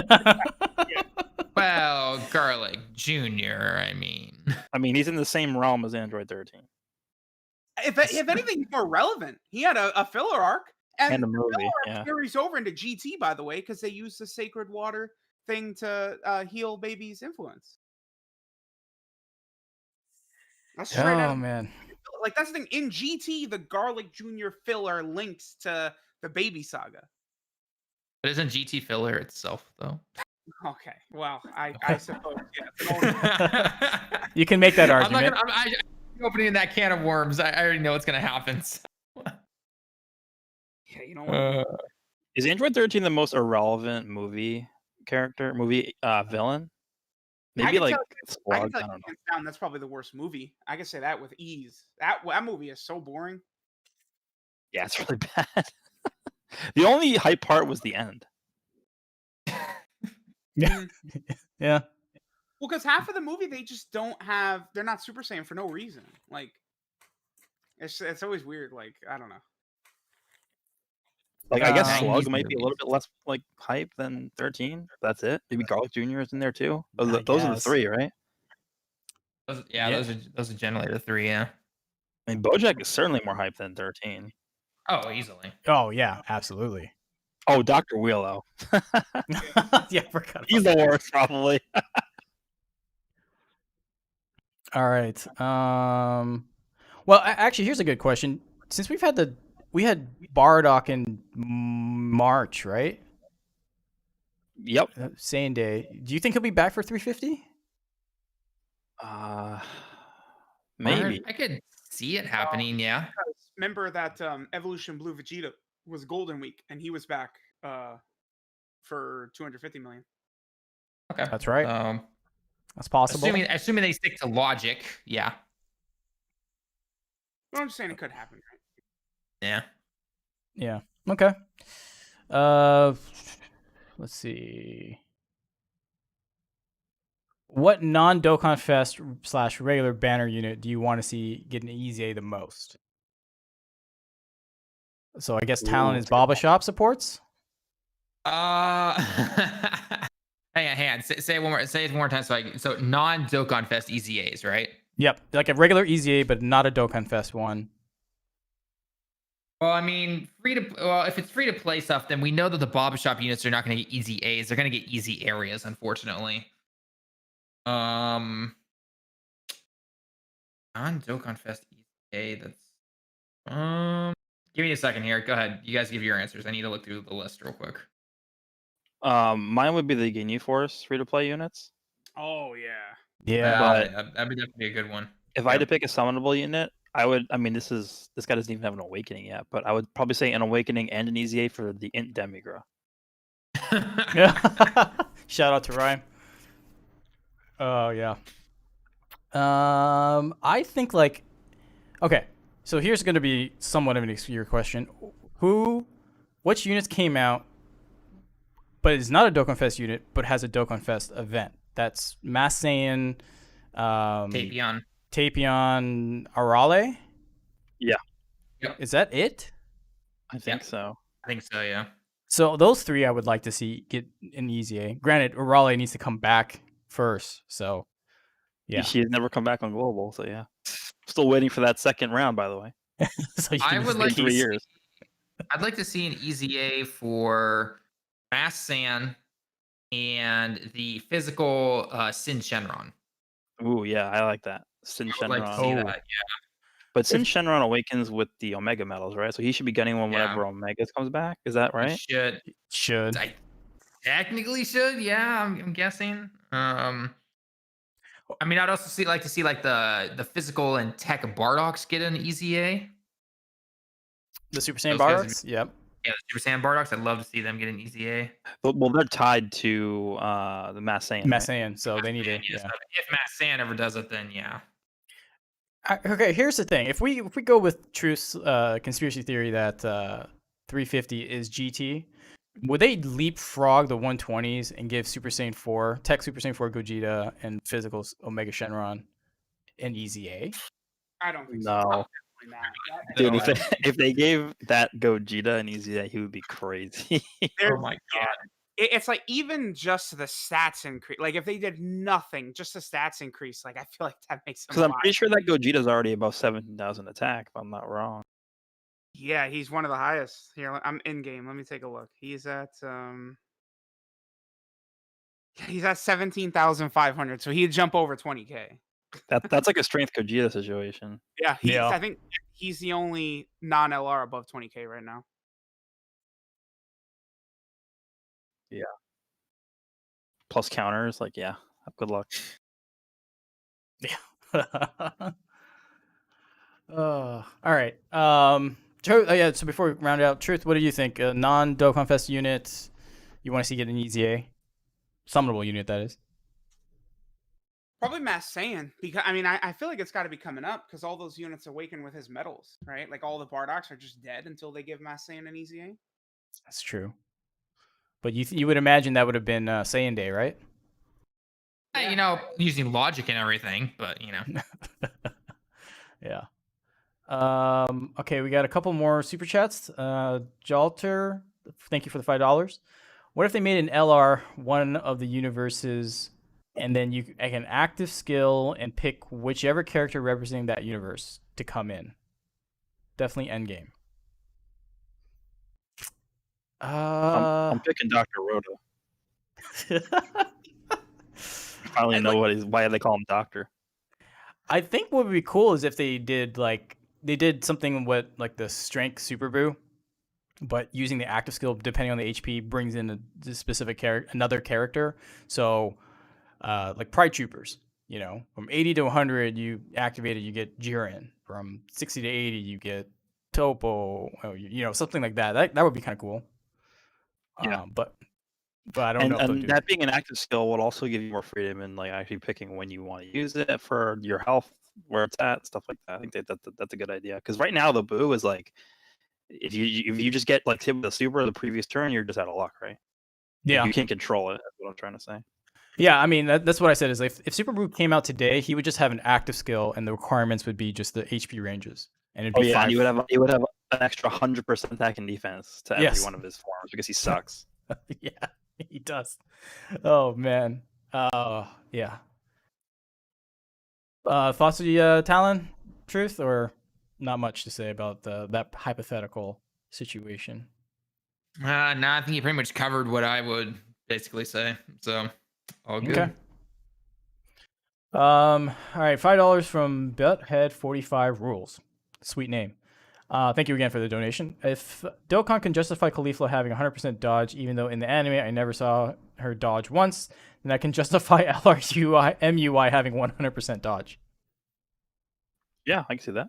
Yeah, you're not wrong. I can totally see that too. I can see it happening, yeah. Okay, Existence Exists. Thank you for the $2 donation. Blind predictions for 6th year. Well, okay, so if 350 isn't GT themed, then 6th year, because it's the even year anniversary. Yeah, 6th year would have to be GT. Yeah, so it would be GT. So like LR Super Saiyan 4 Vegeta and Goku that then fuse into Super Saiyan 4 Gogeta, and then LR Shadow Dragons. Yeah, or Transforming Sin Shenron's, one of the two. That's what I think it's going to be. I think 350 million is not going to be GT, and then the 6th year will be that. Exactly what we just said. Just right now, I mean, there's no way to tell. Just like, you know, what I think is probably going to happen. Probably, yeah. And we know that Goresh is the Bondi spy, so. Yeah. Yep. Just one quick thing. When did we get the first hint at the figure last year? Does anybody remember when? 350 or for year 5 or for year 5? Because I remember there was like a Gogeta figure leak like way in advance, like months. It's like November. Right now?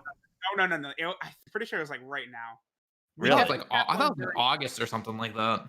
I'll look it up, but we definitely yeah, Talon is right. We had one for sure in August, because I remember like in between the Gohan hype, I did a video. It was like, oh, Gogeta Blue 5 anniversary. I remember that specifically. Let me I think it's probably late summer-ish time, beginning of fall. I mean, I don't really know. They really screwed up with that too, because it's so obvious. Yeah. Like the Gogeta was a Dokkan collab, and we'd never seen that like pose that Gogeta was making in Dokkan. It's like, okay, well, I think I know what's happening for the anniversary this year. Yep. All right, well, Truth's looking it up just to confirm. We'll keep going on. Got more super chats. Again, thank you guys. Jalter for the $2. EZA Strength Super Saiyan Vegeta Goku licking his chops with super strength. Yeah, what would they do to Super Saiyan 4 Goku? Because like the problem is, defense. He needs defense from the start, because the stacking defense is not a good gimmick, to be honest. My question is, do you think they would increase his chance to counter from medium to high? Instead of like, basically, I think his is like 30% right now. What if they increase that to 50? It would still suck.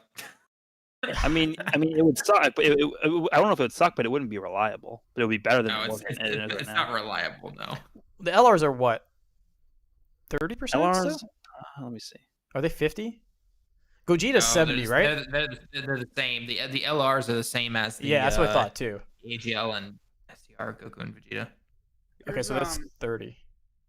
August 26th. We got. So I had the end of that. Late summer. Cool. So yeah, August. I guess end of August, beginning of September is when we'll at least get some hints potentially. So better get the video ready, Truth. Make sure you have a good title already. Is this the 6th year anniversary in all caps? Hey, well, was he just confirmed for the 5th anniversary? It looks like he was. Okay. So my title with the question mark is important. All right, listen. I would laugh so hard if Akatsuki actually did something smart and they like just trolled us for the entire time. And then right before the year 6th anniversary comes out, oh, by the way, you're actually getting this. Well, yeah, they did that with LR Gogeta and Vegito instead of like Goku and Frieza, right? Oh, during the Yeah. year 3 celebration. Mhm. Yeah, that's still bizarre to me. I don't know why, but It really seems like they switched Gogeta and Vegito with Transformers. Here's what happened. The lower level people were like making the celebration, and they're like, okay, we're ready to launch, and then they start doing the countdown, and then like the boss comes in, he's like, is this not Gogeta and Vegito? No, switch it up, and then that's what happened. Pretty much. all right. Butthead rules. Butthead 45 rules. Thank you for the $2 dono. Better rotation. Hypothetical LR MUI, LR Sign UI, or LR VB and LR Gogeta Blue. Well, since we don't know what the kit is for LR MUI, I don't know. Follow up. Imagine if LR MUI is strength. They wouldn't do that. They would not do that.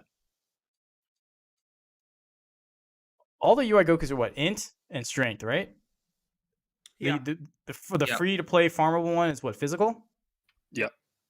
So it's either tech or AGL. At least that's what I think it'll be. Whenever they drop LR MUI.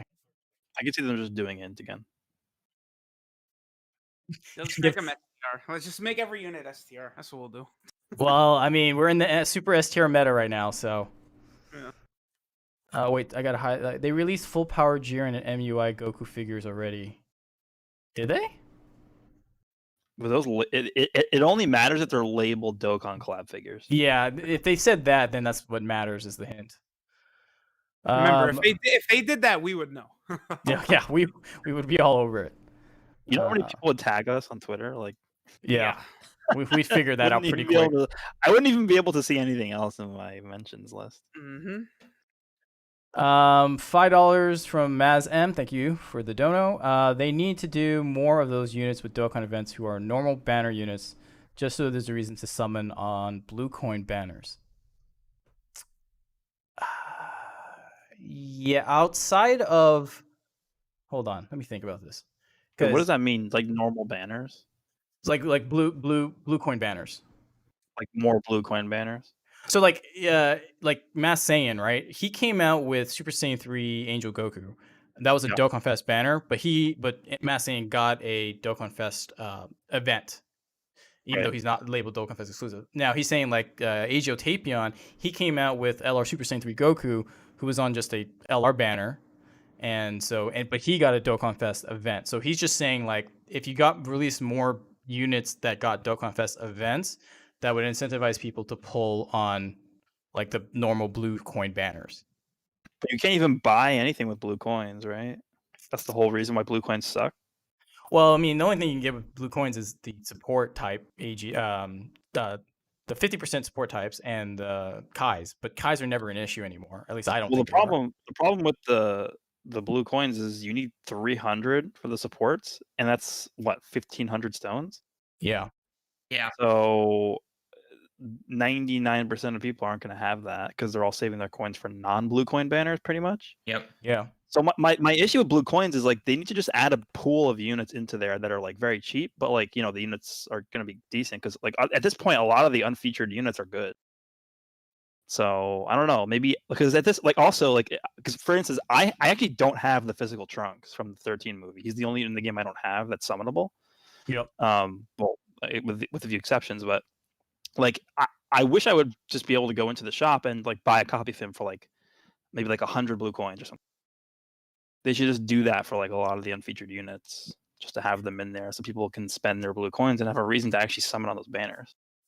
Yeah, because right now there's no incentive to pull on those banners other than if you need Kais or you know, so like yeah, I could see them doing two things. They could do like the new like, you know, the extra SSR that comes with the Dokkan Fest, like the Whis for Beerus. You'll put them in the blue coin shop for, like you said, like 100 80 coins or whatever. And then the other thing is you can do like the normal EZAs or easy areas. Like if you really wanted those units, you could get, if they're not farmable, then you can get them from that too. Like that would be a little more incentive to use those coins, at least to me. So. Yeah.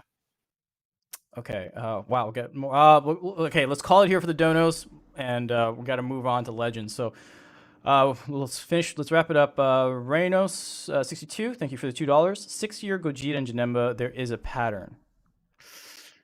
I mean, I'm all Gogeta out at this point. Yeah, Gogeta and Janemba are they're dual Dokkan Fest worthy. I don't think they're anniversary worthy, other than year 1, right? Yeah. Year 1 was the only other time we had that. Yeah. And the reason why it worked so much is because Gogeta was just like the king of everything. Well, yeah. If you didn't have Gogeta as a friend, you were just like, oh. Yeah. If you didn't put up Gogeta as your friend list, you were deleted from the friends list. All right, Mr. Mosley for $2. Thank you very much. Exchanging unit Nova/Ice that have their own typing. What kind of typing would they have if they had their own typing? Nah. I mean, I can see an exchange unit of Nova and Ice, but not with their own typing. Maybe like switch typings? Maybe? I mean, that might be a cool mechanic.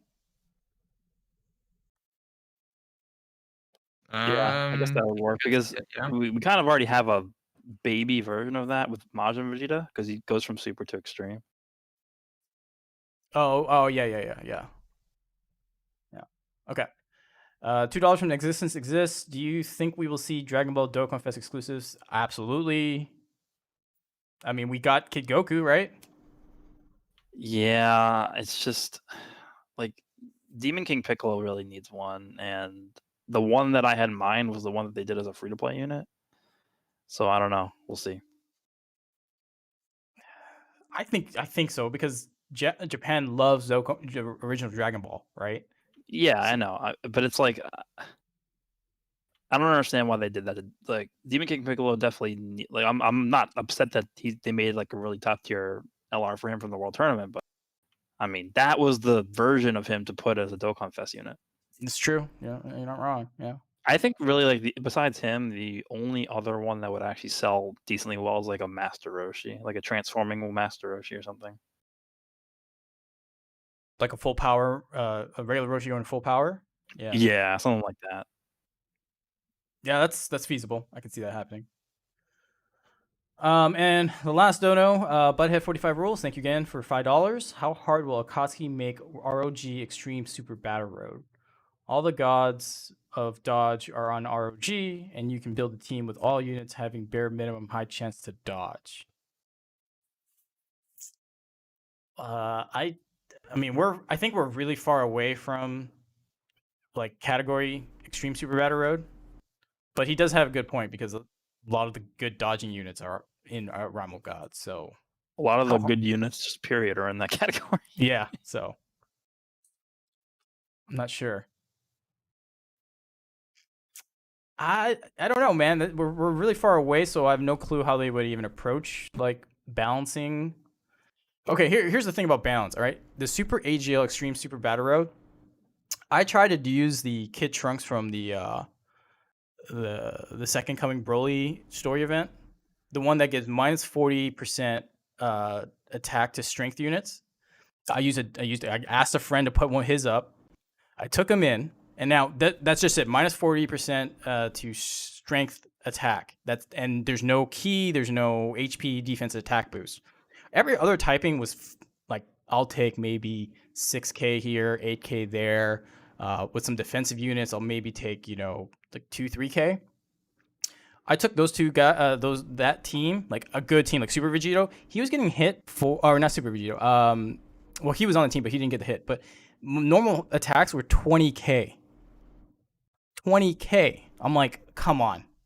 They amped, like, this is further proof that they amped the stats on the Super AGL Extreme Super Battle Road way higher than all the other stages. So, I don't know. The reason I went off that tangent is because they can just ramp up the numbers, but if you're going to dodge, you're going to dodge. So, I don't know, man. It's going to be interesting. Not to mention you have like Jiren who could stun the whole rotation, right? Or all the enemies. Potentially, yeah. Well, can't really rely on it, but if it happens, it's awesome. Just restart until you get it. That's true. that's a good point. Yeah. Okay. So I guess that covers everything for Dokkan. I appreciate you guys for the donations. Twitter, as I'm like going through it, we more or less answered all these questions. If I don't directly like post them or announce it on the stream, it's because we've already talked about it throughout the entire like hour and a half that we've been live on Dokkan. So again, sorry we don't directly address it, but it's in here somewhere. So. All right, from here, we're going to take a 5-minute break before we head into Legends and get Brad and everyone in. So go ahead, get a drink, go to the bathroom, all that stuff, and we'll see you guys in 5 minutes.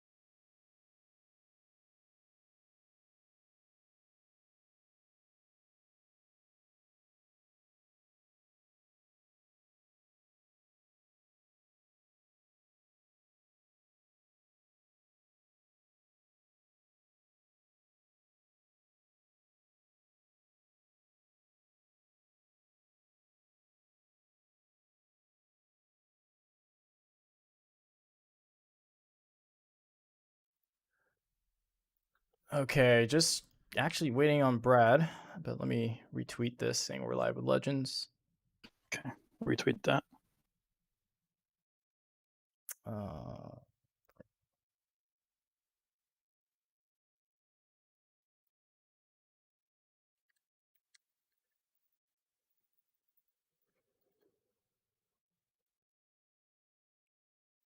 Okay. Brad, get your butt in here. I know you're watching the stream. All right. All right, so welcome back from the break. Welcome back to the 29th episode of the Ultimate Dokkan and Legends podcast. We're starting with the Legends portion right now. Today, we've got Nazarachi. Why don't you say hello? Hello, how are y'all doing this fine evening? Garesh is still here. Still alive and kicking. Still here. And Talon's here as well. Yep. Just to let you guys know, though, I will be heading off in about probably 20 minutes or so, though. Something came up. So all good, man. I'll Real be here for life. the beginning. Real life comes Yep. first. Truth's around, but he's taking care of some stuff first, so he'll be back in a bit. And we're waiting on Brad whenever he shows up. Ryuden's busy with family, and Bebop's busy. Wasn't sure, but he said he wasn't going to be here. So that's that, guys. So we're going to start off with Legends. Biggest topic of the week. Where Super Saiyan got Shallot. They stalled on us again. They pulled a fakie. But in their defense, they did say, I think, that he'd be coming like mid-June. So they're not they're not going against anything they already promised us, but they're just stalling for as long as possible. I think they want to like space everything out adequately because they did talk about in the live stream. They were like, "Oh, yeah, oh, not the live stream. Sorry, the video or whatever." Yep. They were like, "Oh, we don't want everything to be up at once because there's just gonna be too much to do." So I think every week they're releasing more stuff. This week was the Trunks EZA. Last week was obviously the banners. And so I think probably this coming week we might see him. That's my guess, but we'll see. I'm not sure. I think this coming week we see like the chance tickets thing like actually mean anything. So yeah, which is unfortunate because I wish we they let you summon on the banner to get the chance tickets, but then yeah, why would they ever take that out? Like what? I don't. That's the dumbest thing they've done. I think. Well, one of the. I'm not gonna say dumbest thing they've done, but it's up there. Yeah, it's absolutely up there. It's like because it says in the news that you need, I think, five the platinum tickets to get this to the title, and I was like, okay, well, I'm definitely gonna make sure I do those 5 summons before the it's up, it goes away, and the banner is up, the banner is still there, and they took away the tickets. Like, what? Why? Yeah, it makes no sense. I guess they're pulling an Akatsuki. It makes no sense, but. There have been a lot of little interesting facets about the anniversary, and I'm not going to say it was bad by any means. It's been fun, but they've done a few interesting moves for sure. Yes, absolutely. Brad, welcome. I'm here by the way. Yeah, no. I was watching, bro. I was packing Hannah Hookah Bowl. Sorry. You were Pokemon training. Don't lie. Well, I'm doing that too, but. All Anyways, good. all right. So what's our main topics tonight? We just started, so yeah. Just saying, everyone's asking where Super Saiyan God Shallot is, and I've read my comments. They're doing a typical imagine this is an episode of your favorite show that's not Dragon Ball, and this is like your weekly stinger where they hit us with the teaser that he's coming. We knew he was coming, but they're gonna milk it for that extra week or two. And try and artificially build up some hype. That's what I think they're doing. Well, my favorite show besides Dragon Ball is Boruto. So, what? Nothing. You're good. I was just nothing. It was just I don't like Boruto that much. Anyways, no, that's exactly what they're doing. They're just trying to postpone it long enough so you actually get hype about it. But everybody's pretty hype about it. Like, if we could just have him now. Yeah, actually, there are people that are hyped about it more than I thought there would be. But honestly, same. Shallot's gained a lot of popularity, which is cool. I'm glad he's a good character, but I think a lot of the reasoning behind that is because he's free and everybody has access to him. So it's like, okay, well, if the free character is getting this massive power increase, then I want that as soon as possible.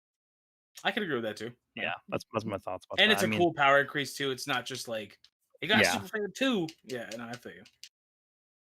Yeah. All right. Well, that's the end of that part. The next thing we've got, and pretty much the biggest thing of content this week, has been Zenkai Trunks. So let's talk about Zenkai Trunks. How's the farm going? Is there anything annoying about the co-op farm, or is it Super Souls that are pissing you off? What is it? Oh, the co-op farm is definitely no issues whatsoever. It's very clean. Nobody DCs. Nobody LFs the boss. It's very good. Yeah, I don't have any issues either. I would just say if you have like a buddy playing the game or you know somebody playing the game, it's a lot easier to get it done if you play with somebody you know, because you can coordinate things like Rising Rush. You're not going to have as much disconnects, even though there are still going to be disconnects. Like I farmed a lot with Truth and Ryuden, and there were still disconnects, even though we both have all three of us have really good internet. So like it's just going to happen, just the game being stupid or whatever. But like, I don't know. I feel like doing it with a buddy is 100 times better. You don't have to go through LF animations every single time. The works. No, I agree. I mean, I think it's better than Goku's. It's I don't definitely think Trunks is better than Goku, though, personally. I don't know about your guys' opinion. I think Goku's still a tiny bit better. Offensively, Trunks is better, but only on strike side.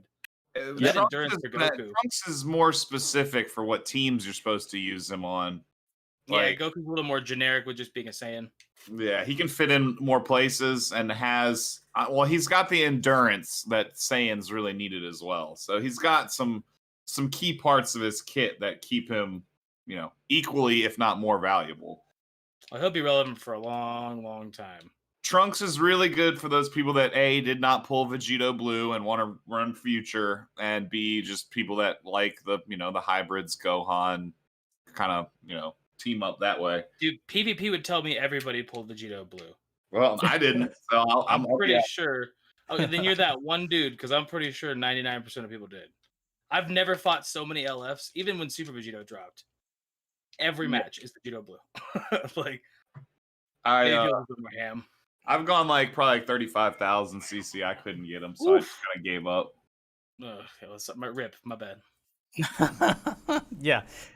Talon, how much did you put in? And you have a 7-star Vegeta Blue? I got a 7-star Vegeta Blue, and I put in, I want to say 40. Are you the luckiest out of everybody? I think 40, so. Yeah, 40.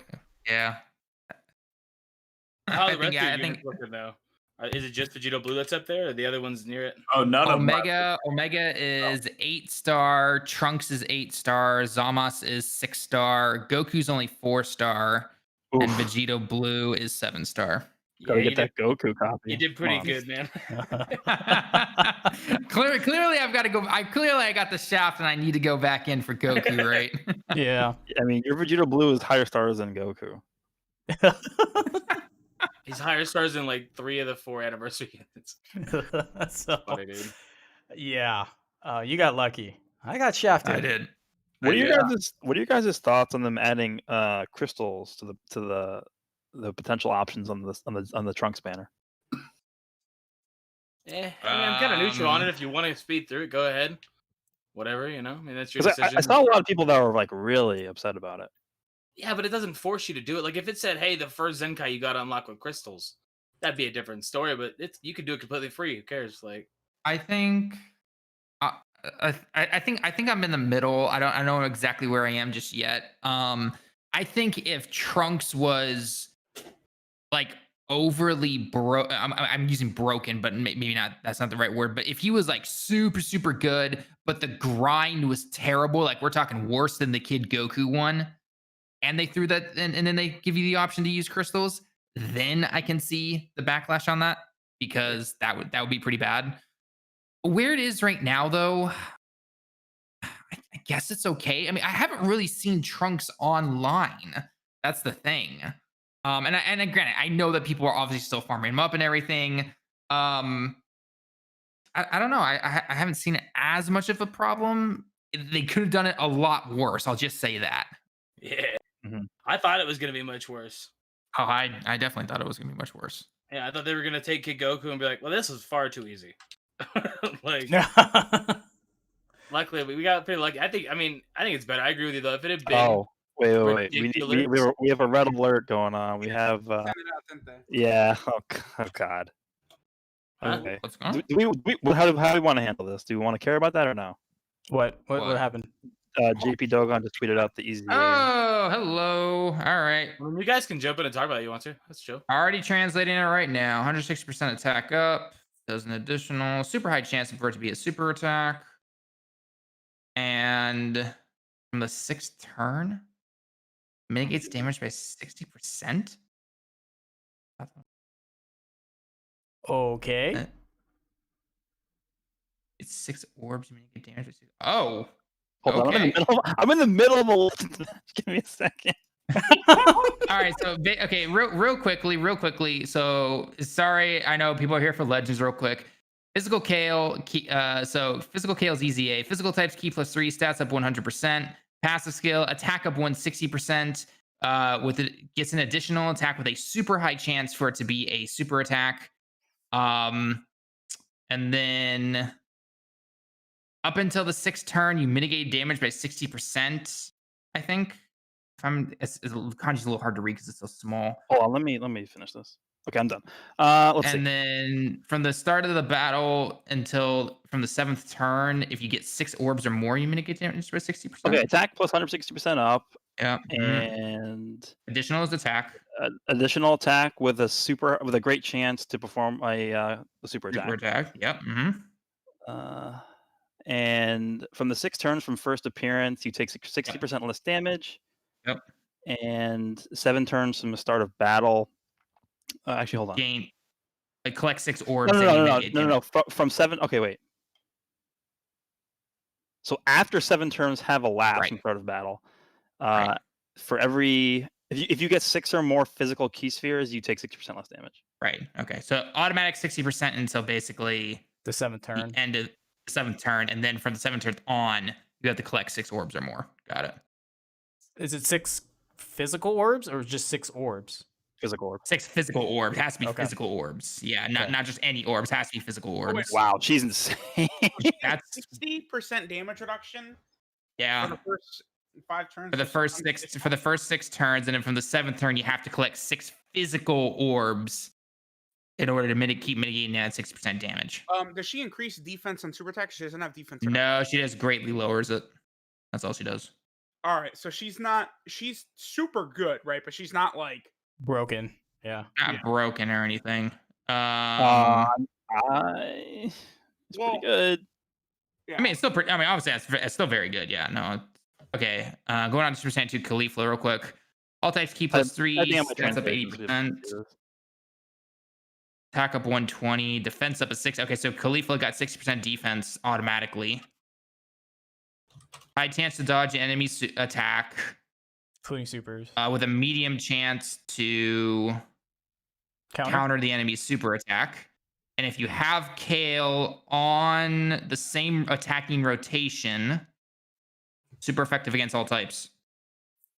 Wow. If I'm reading that correctly, let me double check the kanji again.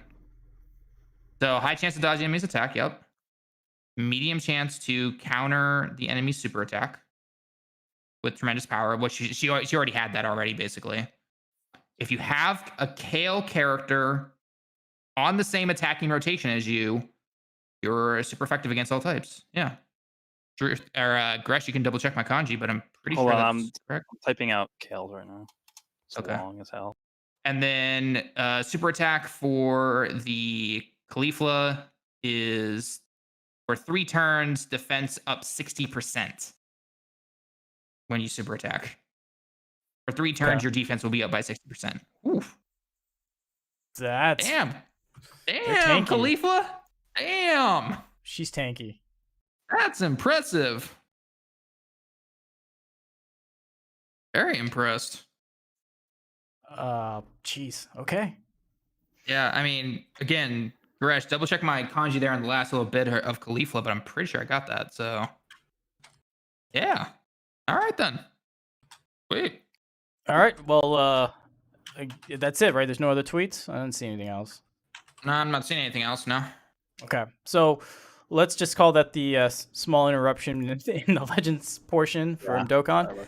Well, you guys can type it up and tweet it out and whatever. It's cool. It's cool. Yeah, Gresh is already doing it. So What was I gonna say? So to get back on track with Legends, the crystal portion of the banner for Zenkai Trunks, I have no qualms about it because some people do not want to do the grind, and if you want to earn money from not doing the grind, like Akatsuki is easy to just put up, the 100 CC. I mean, I could have easily been 300. 100 makes the most good compromise sense where it's a free to play one. If you want to grind and spend like the next 5-6 days to get them, sure. Otherwise, if you're just too lazy, then here's 100 and you can still get a Zenkai 7 unit. So I personally don't see any issues with how they did, putting it up there. And again, it's not like the grind is atrocious. They made it better with the bench units because that's something we didn't really talk about. Vegeta Blue. Who else? Zamasu. Yeah, you don't have to use them as a main unit. You put them on the bench. Sure, your main unit is not going to hit as hard, but you'll get like another 8 to 10 tickets per run. That's a fair trade-off to me. So overall, I don't see any qualms with putting a CC option for the Zenkai Trunks, to be honest. If anything, it just earns them more money. And like for me, if I'm like 100 Zenkai power or away from going to the next level and I don't feel like grinding, I'll just throw 100 CC. It's fine with me. I'll probably put at most like 700 because I was just lazy to get to the next one. And I just got shafted in a couple and I was like, okay, got all 5s on this one. Thanks. So yeah, I agree. That's how I feel on that. If they had boxed you into a corner and been like, oh, you want to do this grind that's going to take like double the time of Kid Goku or whatever else, then yeah, it would have sucked, but it changes nothing about your gameplay. Yeah, absolutely. And those kids were finished to the first day like 100% free. It's just a lot of grinding, that's all. Right. So I having more options, I don't think it's a bad thing, personally. So yeah. Okay, so Zenkai Trunks, not bad. I think everyone done because I'm only on Zenkai 6, like halfway there. I think everyone's done. 6 away from being done yet. I'm just waiting to record the Zenkai 6 showcase tonight, and then I'll finish them up. Oh, got it. Okay. Oh yeah, Gresh, you can take your time with translating and posting. It's all done. Okay, cool. So back to the crystal thing real fast. For me, because I saw a lot of people were like, this takes away from the free-to-play grind aspect, which I get. And like, if you're a free-to-play player, it feels good to be like, okay, I grinded my ass off for this unit who's like insane, and you just can't like buy your way to it. And I get that because it actually does have merit to that art. But yeah, I can see that side too. Yeah, I mean, I don't know. It feels really bad though. Go ahead. I was gonna say, it feels really bad if you're like on day 1 of PvP. And you're like, okay, I just grinded like the Zenkai 1, like it took a long time. I want to test this guy out of Zenkai 1, and then you queue up into PvP, and there's a guy with Zenkai 7, like 5 hours after the thing went live. It's like, okay, well, I have no chance now. Yeah, it's just a side effect of gacha in fighting games. It's not conducive to a truly competitive atmosphere, but it makes them the money that they need to continue development. So it's like, you either accept it and move on, or you don't really play the game. I mean, you don't have too much of an option there. Not to you, but just to anyone out there. It's just like, that's what we get. Yeah, I agree. I mean, I see the aspects of what you're talking about too, Gresh. I get it. It's just like, they got to make a little bit of money at the same time to keep the game moving. And if that's how they got to do it, at least they cut it like in a third if you decide you want to. So I get where it comes from, but it also gets to a point where it's like, well, you can do the grind, and if it's just a mental thing, you'll be all right. Like, I know it's kind of like, I get what you're saying, but it does fall on a fine line there of, is it okay or is it a little too far? I think we can all agree it's still better. These free Zenkais are still better than what they were ever before. That's what I was about to say too. This game is actually a lot, and I know they say this loosely, but this game is more generous than most gachas in the sense that in a lot of other gacha games, when new stuff comes out and power creeps old stuff, the old stuff will be completely useless in a lot of games. But in this game, because it's still got the fighting game aspects and its comeback mechanics and whatnot, you can still get away with using stuff that's a year or more old and have, a decent win rate with it if you're good at the game. So that is one aspect of Legends Gacha that does make it a little bit more tolerable than some of the other games that are even more hyper competitive when it comes to spending.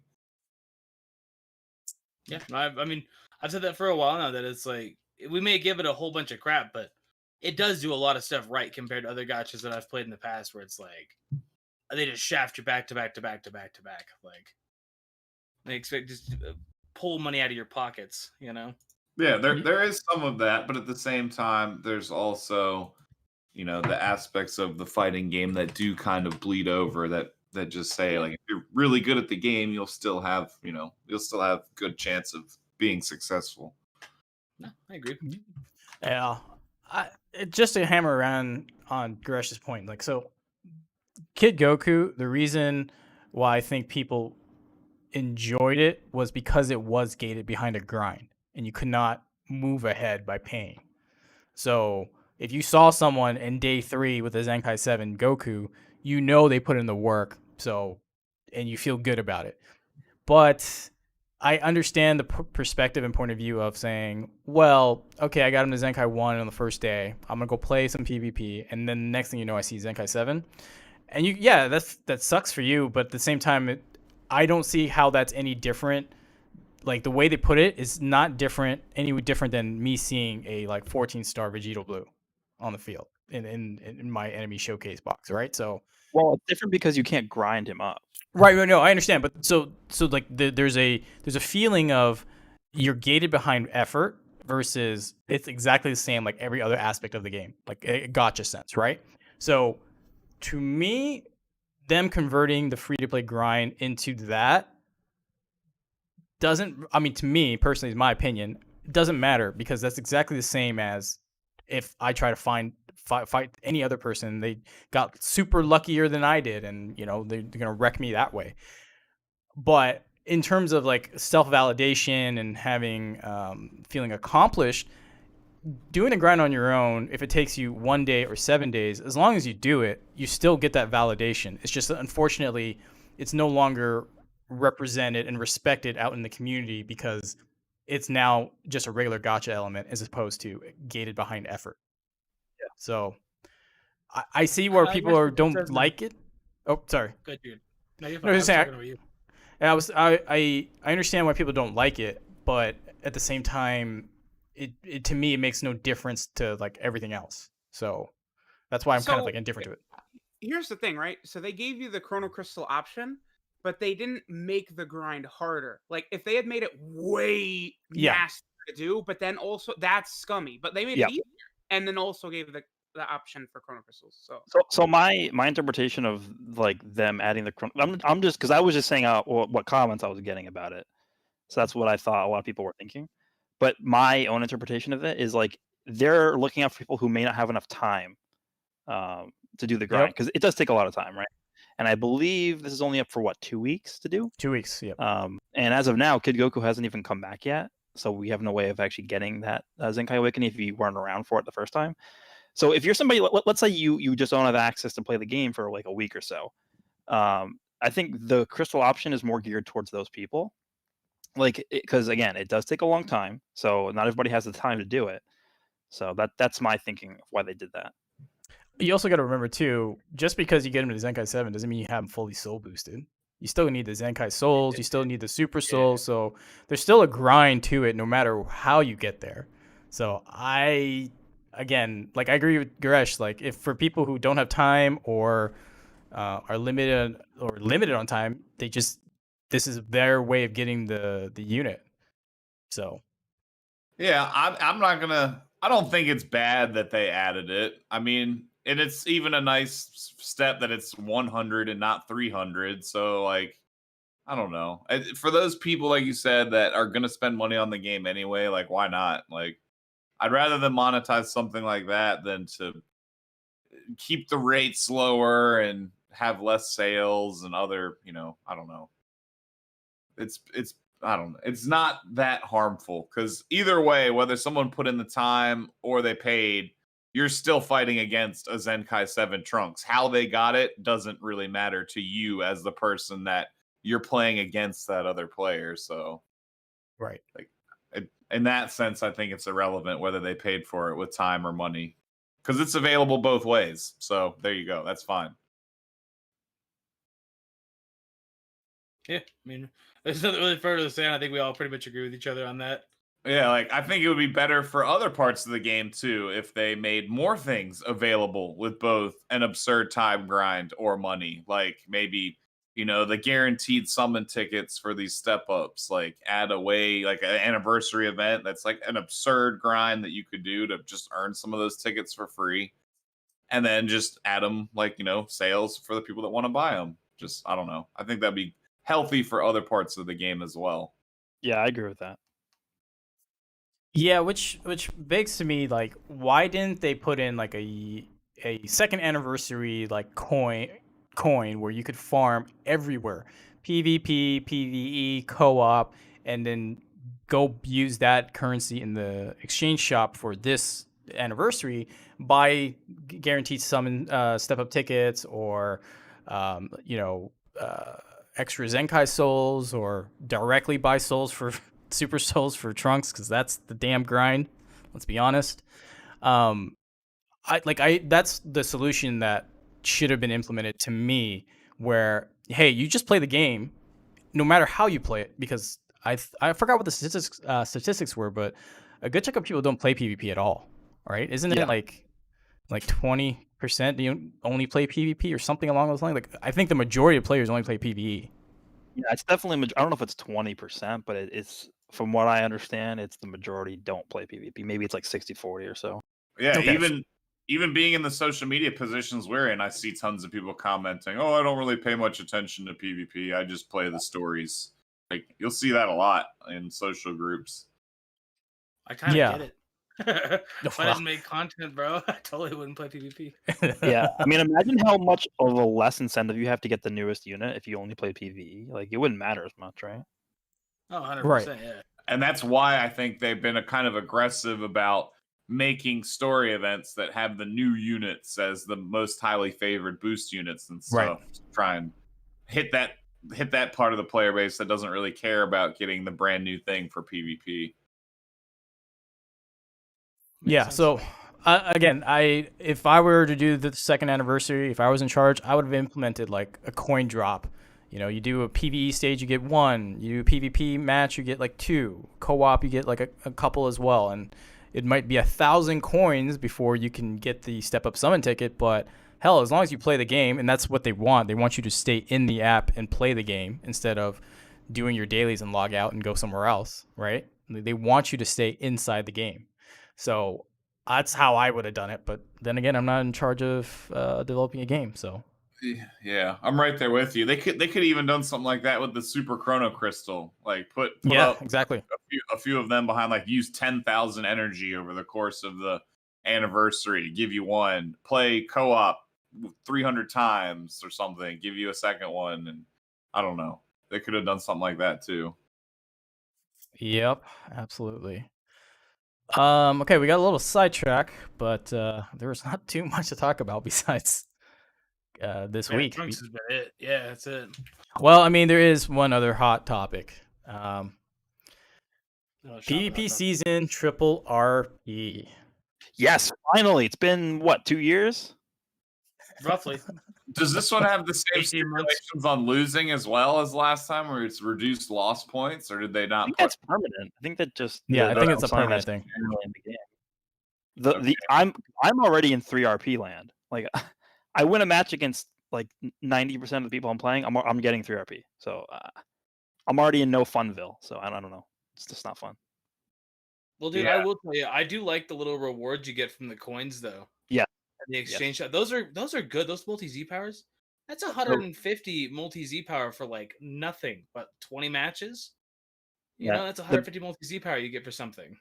The biggest thing about the season is the rewards are really good, because the only bad, well, not the only bad thing, but the worst part about the Golden Showdown season was it was 3 weeks. This one's only 2, and you're getting the coins, you're getting the equipment medals from winning, you're getting the double crystal rewards, even though it's still only a 2-week season. So I mean, a lot is good. It's just triple RP makes everything way worse because the quality of your match is going to decrease a lot.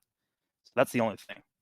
And it adds a lot of pressure to be competitive where they're also trying to divert your attention away from doing co-op. And then like it's like, do I want to do the trunks or do I want to spend that time trying to compete for a top placement? That's actually a really good point because like the trunks thing should be your number one priority, but it's like, you know what? Your friend logged out for the day for co-op. Guess what? Now you gotta go do PvP for these coins.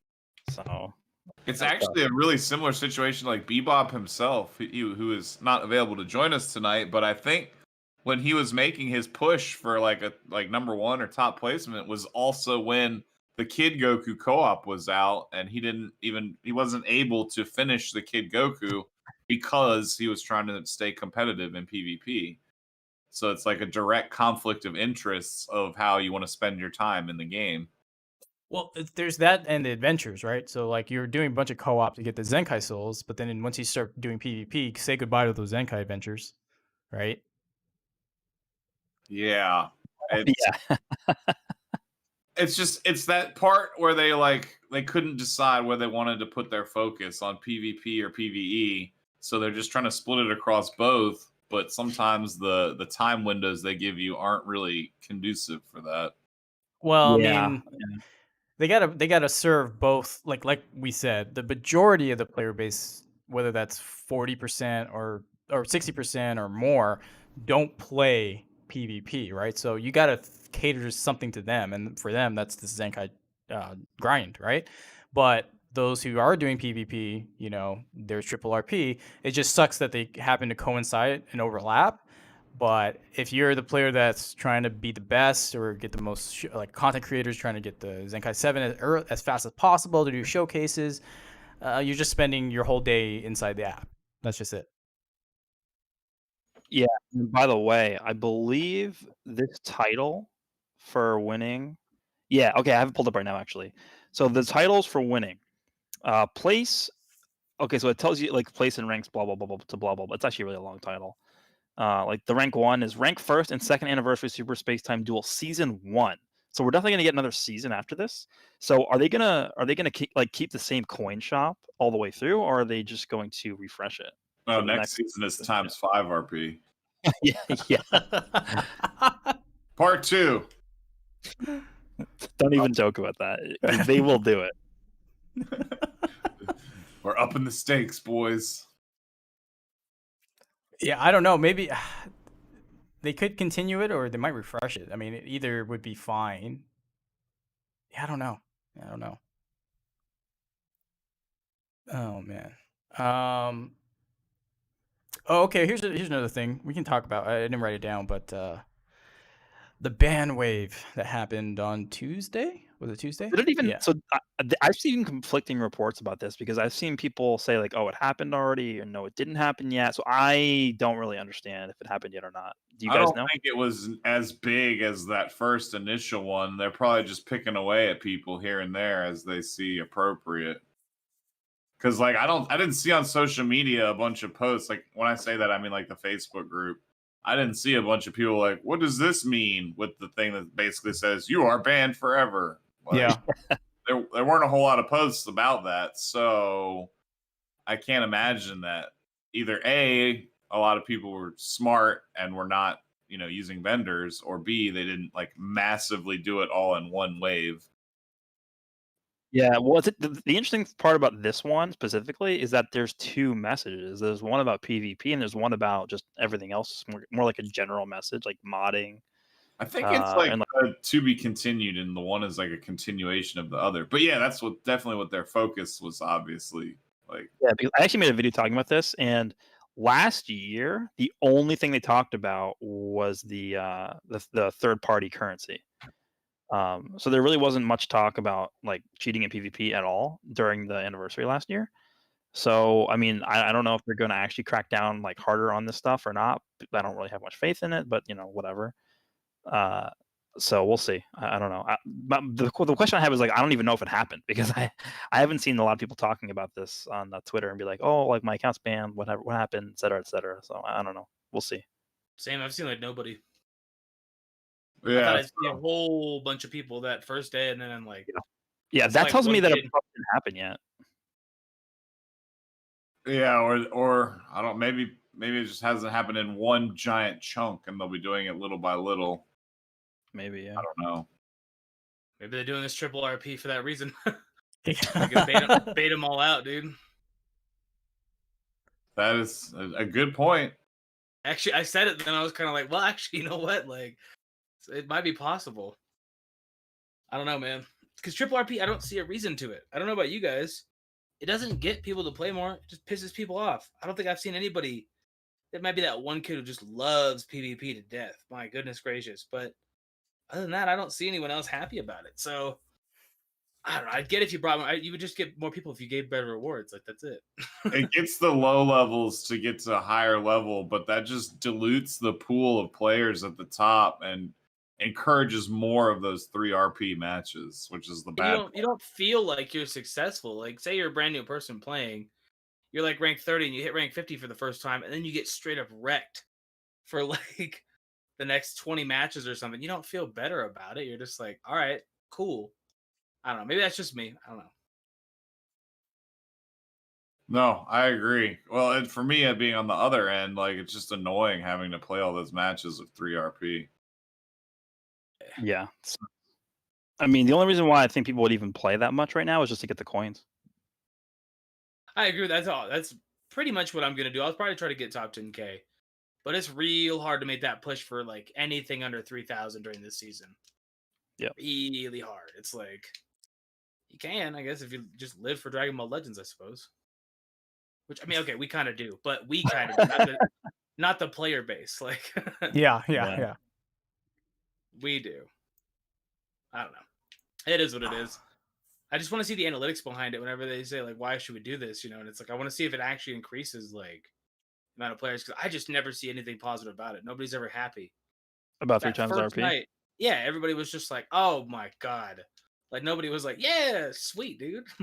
Okay, so like I think we talked about this before, but the only positive thing I could see coming out of that is like if you're somebody who doesn't play PvP that much or even at all, and now you suddenly have an incentive to play because it's easier to get to rank 50, and there's rank 50 rewards you can get just for getting there. So Yeah. that's what I think they're doing. I kind of agree with that. If you just get to 50 and you kind of just chill and it feels like an accomplishment, I get that. And obviously, we play the game on a different scale, so it's hard to scale back to what it. Because I remember it being a pain in the butt when the game came out to get to 50, and now it's just something I do every single week. It's like Yeah. it was right when the game came out. I was like, oh my god, I gotta play 40 matches, bro. And it's like I wish I could only play 40 matches now. It's hard to scale back to that, so I get that too. All right. Any other topics you guys want to cover? I think because that's all we've got. It's kind of dry this week. Let's give a rough speculation. What do you think Shallot's gonna do? Like super rough. You don't have to be like on the money, but do you think he's gonna be massively defensive, massively offensive? Do you think he'll give key just straight support for other units? Do you think it'd be like a Bardock-esque for God Key? I think this is going to be a more balanced mode that's going to go the distance as compared to Super Saiyan 3 being more aggressive but timed and short-lived. And they're going to set up, hopefully, like Super Saiyan 4 to be like super defensive. And like, I don't know, one of them to be maybe really all about nuking and super technical, but not, particularly offensive or defensive. And then maybe one form will be really good at support. So I hope they do something like that. But Yeah, I think this God form will be like the balanced, like long distance type form for him. I mean, right now he's got pretty good stats all around, but I think I know what you mean with like just being mainly the time limit going away is probably a really big thing because I noticed that's what I try to do when I fight Shallot. It's like, can I just make him lose his transformation, please? And then he just goes down really fast. That's it, because it's like I don't try to take him on head on, dude. Shallot's ridiculous unless you got something like really powerful to take him on, or him, he could beat himself pretty easy, I guess. You guys think he'll stay neutral color or whatever it is, light? Yeah. I imagine so. Oh yeah, that's his thing. I think Unless they Maybe. introduce some sort of color changing mechanic down the road, but I don't see it being Shallot that being the first one to get it. I would think it'd be like one of those assist support units that could be like a dual color situation. Same. I just want to cover all the bases for people's questions and whatnot, you know? Yeah, I definitely think he's going to stay light for sure. Well, the other thing too is like, what would be interesting is like, what if you just go into the battle, like in your character select screen, and if you say you're bringing Shallot, and you can choose to go from light to whatever typing you want. So let's say you're fighting blue, yellow, right?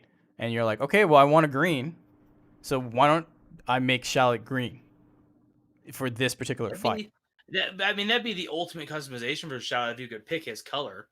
But I also feel like it'd be straight up busted then. Like you could just pair him with some LFs and be like, all right, cool. Like, yeah, so it's I don't true. know. I mean, then they had the balance specifically in the game, but I get what you're saying. That'd be like key because then you would already have his super attack. You already have his his aesthetics, and then you would also have his color, and that would be straight up the entire character. You just have Shallot, but and you just choose what you want to do with him. I mean, that's so what I would abused. like, but yeah, people could abuse that. But then again, he is a character that everyone gets, right? And everyone can play True. with him. So if you want to make the argument, is this a free-to-play game? Yeah, you have Shallot. He is the ultimate card for you to play with. So I can see why you would say it's not good, but at the same time, I could see why that's like a good I think selling it'd be point. great. I think that's what I would want from him, but it just feels. Although you know what, in this meta, yeah, screw it. Give me Shallot any color, dude. This meta is ridiculous. So I'll take it, dude. I could counter Vegito blue. I'm down. In the next match, I can counter Kefla. I'll take it. Like, yeah, that's what and I think it just gives more strategy to the picking phase because you're like, okay, so normally I would take yellow, yellow, blue, but he's probably gonna bring a red. So I got to bring, instead of yellow, yellow, blue, I'll bring blue, blue, yellow. You know what I mean? Like it plays a lot of mind games outside of the actual skill of fighting. I think that would be interesting. But then again, I'm not a game dev, so. Yeah, same. I keep hitting Toshi up, and he's like, no. For sure. All right. Is there anything else you guys want to talk about? I mean, it's been kind of stagnant. I mean, there's been a lot of stuff on the rumor that's coming for the rest of the anniversary, but the gameplay has been fairly similar. They just hopefully will finish strong. That's my only thought, really. I think Shallot's gonna. I'm hoping he brings the anniversary together because it's okay if you just got all your banners and you got your main event, and then you get to the very end where you kind of close it out nicely. You give people a bunch of random stuff for their accounts. You get a whole bunch of souls, Zenkai souls. Shallot comes out. I'm totally down with that. That's fine. It'll be a nice end off then. But if it's just Shallot comes out and that's it, it's like, all right, cool, I guess. But Yeah, that's what I'm saying. I hope they finish strong and add some cool events and stuff to do. I don't. Legends doesn't. It's not a game that works with events. That's kind of what I've noticed. Like, think about events that we've played. Have you ever really had like fun? The only ones I have fun with like, are stuff like how they've done the new Zenkai missions, where you can like use a team across PvE, PvP, event stories. Doesn't really matter how you use it, but you get credit towards accomplishing. Well, that's efficient, but is that fun though? Is that like you're actually having more an motivating time? It's more motivating for me to want to play if they could tailor make some sort of content that was aware of a system like that, where you could do it in both co-op and PvP, so you could bounce back and forth and still feel like you're accomplishing goals. I don't know. I feel that. No, I mean, hey, I'm perfectly content with where Legends is at. I mean, yeah, is the meta a little chaotic? Yeah, but your boy wailed out and got some stuff, so we said. But aside from that, you got lucky. Aside from that, no, I mean, I'm perfectly content where Legends at. It doesn't need to be over the top. It doesn't need to I take my time all day long. I can spend a couple hours every day just kind of playing, chilling, doing whatever else. But if I was just straight up a free-to-play player and I only logged in a couple hours a week, 10, 15 hours a week like an average player, I just don't think I'd be having a crazy amount of fun with it, Yeah, I agree with that. Wait. So when you load into PvP and you're going up against me with my Zenkai 7 Beerus, 10-star Vegito Blue, that's not fun to you? I mean, not to be a dick, I'm confident I can still beat you. You might get better in the Oh, future. wait. Yes. In the future, you will get better, but for the time being, I'm confident I still could. But I mean, it would be a hell of a match. Let me put it that way. Like, but there's definitely. Oh, dude, there's times where I hop into a match. I fought a 14-star Kefla the other day that just ran through my entire team, and I was like, that's a really. And I mean, dude, she like one combo my Zamasu, one ulted my Vegito Blue that's 7 stars. She like crit me, and I was like, I'm out, dude. Like, I'm good, thanks. So no, you're gonna have those times, but I've fought people who wail out so hard that it's like I'm just immune to it at this point. It's like whatever, dude. I Oh can't wait wow, to sound that cooler, man. That's what oh man. are you not done kind of cool yet? You're not done. I've got them. Well, because I'm doing Trunks' grind first to make sure that like the Legends Road stuff doesn't leave, and I don't have the proper stuff. So I want to make sure to get them done first. Then I'm gonna do cooler. But like I've got him Zenkai 7, just not soul boosted, right? I got soul boosting's the pain, so I feel you. I got a couple of Lineage of Evil Z equips ready to go. So yes, Goresh is training you well, dude. Wait for LF Frieza. I don't know why they're waiting so long to bring him back. I mean, it's been 3 months, dude. Might have to had banner. It has the same problem as Dokkan. They take forever to bring some units back. Like 21 hasn't come back yet. Like she hasn't? No. There's almost no excuse for them not having included those new anniversary. Like, it's the anniversary. Why not include all of the newest hypest stuff? Them leaving them off seems like a negative check mark in my book. But I mean, it's a big. I mean, yeah, it's a big negative. I mean, like, where's baseball Yamcha at, dude? Like, come on, man. 15 months, man. We had to bring it up, dude. We were talking about the other night when we were on stream. We were like, "Yo, what if they actually Zenkai him, dude?" We joke about it, but like it's actually like something like it happened. That'll be the one time he comes back for an event where they Zenkai him and like Toupei Nappa at the same time. And what they could do is they could just give him his Zenkai ability could be 100% to everything to Super Warriors. I would kill for that. Are you kidding me? Like, we say it as a goof, but it's like Super Warriors. Give them love.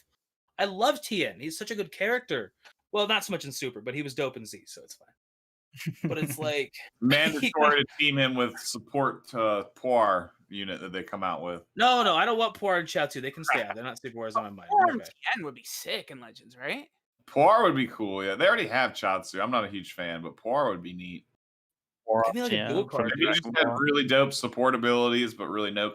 Like, look at Hero Hercule. That's something else we could talk about that kind of slipped under the radar, like on our last podcast, but it's come to light. Just how disgustingly nasty and obnoxious that Hero Hercule really is. Okay, you got to be careful with that though, because some of these units, like Vegito Blue, at the start of the fight is immune to it. So, like, I fought a guy who led off with Hercule. Vegito was immune to it, and I just one-shotted him. like,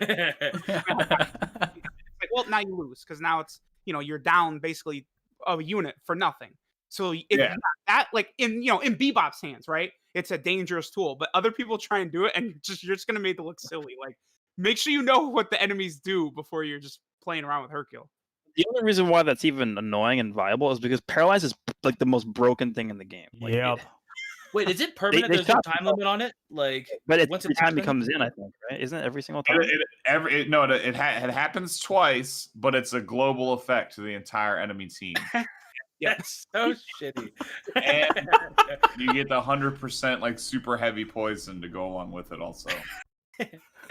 I like it though. I think it's dope. I mean, it is like the truth said, it is useless against characters like that have that immunity to debuffs, and like Purple Cooler after he transforms, like he's another one like he can't be messed with. There's a couple other characters too. Beerus, baby. Yeah, but in any normal situation where you catch someone off guard, like that could really just troll the entire fight into your favor. Oh man, I think that's what we wanted though. We kept asking for funny heroes and stuff like that. Like, yeah, that's what I'm saying. Give us a Poir that's like all support that does something like that. Like, his ultimate arts is he goes and talks to all Yamcha's girlfriends behind his back, and that does what? I don't know, but maybe it faints your enemy or something. Does no damage. But a support like weird character like that could just be neat, I think. Well, they just need more free characters in general. We were talking about that in the last stream. I mean, Larva just BSing, and it's like they just need free characters. They don't have to be super duper viable if most of your people who play the game are PVE anyways.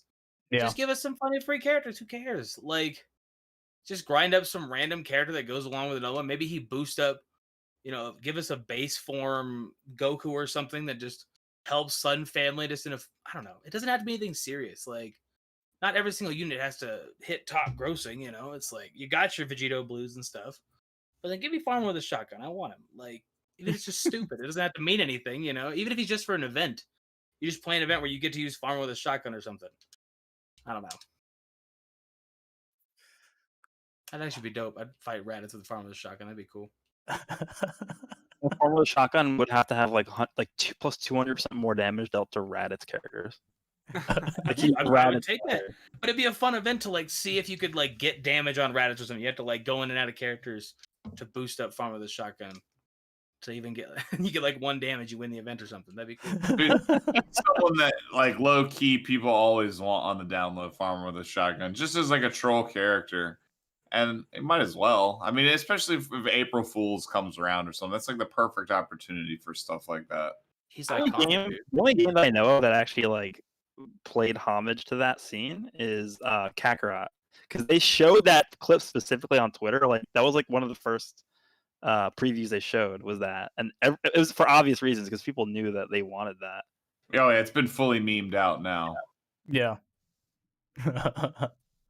But it is, it's quality content for sure.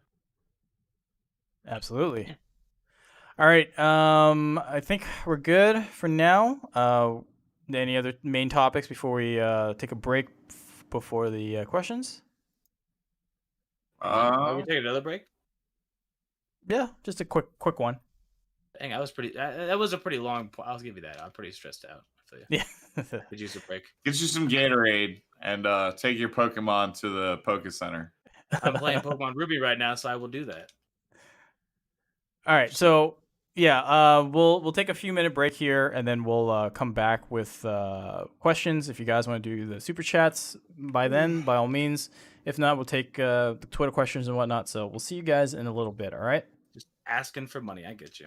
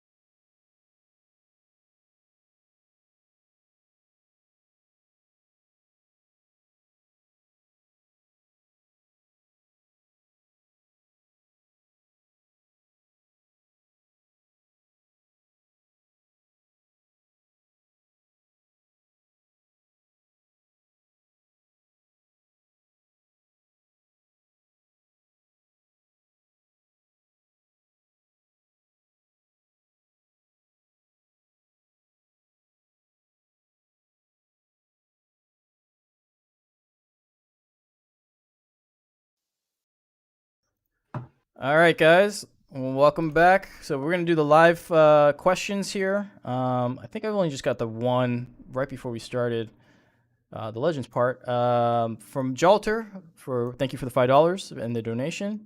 Do you think they'll introduce another thing for the anniversary? My pick is like neutral typing. I guess like dark and light is what I don't know if it was Dokan or Legends because that was still during the Dokan part. That was before you guys even cut, like right before. Yeah, but that doesn't sound like anything from It Dokkan. does, yeah, it doesn't though. sound. I didn't think so either, but I just didn't know if it was. I don't think So- they would introduce a new type.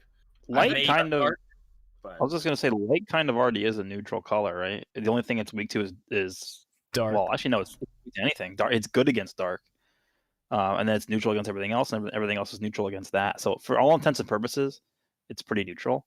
Like Shallot is neutral against everything, and everything neutral against Shallot. Unless they decide to introduce dark characters into the actual game, which would be way too broken because they're super effective against everything that isn't light. So, that's not happening. Yeah, I think that'll stick to PvE only. But the only other thing that I could see coming is if one day in the story, like Shallot beats the crap out of Giblet, and Giblet sees the light of Jesus and is like, "I'm gonna be a good guy now," and he could become like the game's second light character in my mind if he has that like redemption arc. And then we get 2 playable light characters that everyone gets access to. I could Well, see don't forget, there is that figure of Super Saiyan God Giblet or Giblet, however you want to call it. So, I mean, I don't know if that's going to mean he's going to continue to be a dark character, like he's still dark or evil in the story. But like, I don't know, like an evil Super Saiyan God sounds a little bit weird, right? I just don't see him becoming a playable character that we have access to unless he has like a redemption arc and becomes a good guy.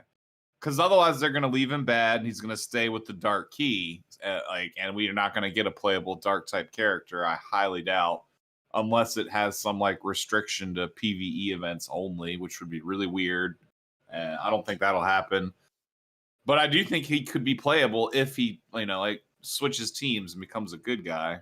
Which I see that as just more likely as the 2 options. But I just don't know because then you would have like that's 2/3 of a team. Both Saiyans, you just smack on like Kid Goku, and you probably got the best team in the game. If Giblet or Giblet, I don't know, either one sounds good. Giblet is like even close to as good as Shallot is in Super Saiyan 3. Imagine if they gave him that kind of power boost, and you just got these 2 guys just running through the meta. They're neutral against everybody. I don't know.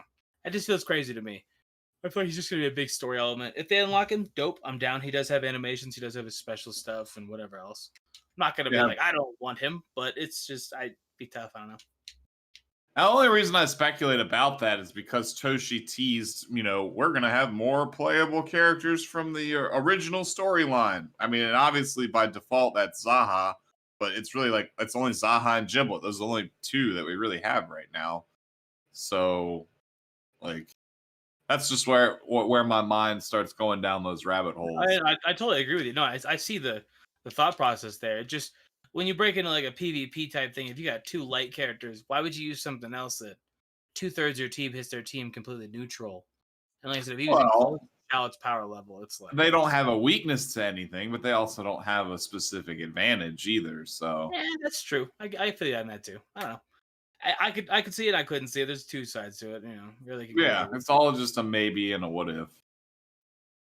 Like I said, I wouldn't be mad, but I'm also not like, please give me Giblet. Oh my god, I don't think I can do Dragon Ball without Giblet.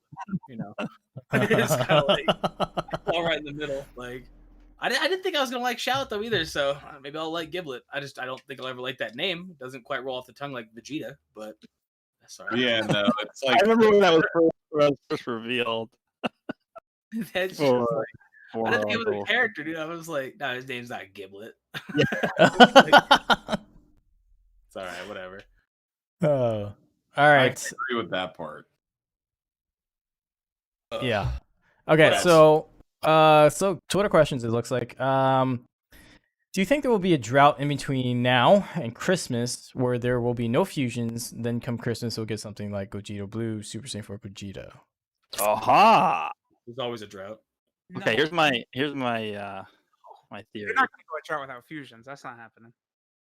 So, the biggest celebration we had after the anniversary, like the next big one was New Year's, right? With Super Saiyan 4s last year.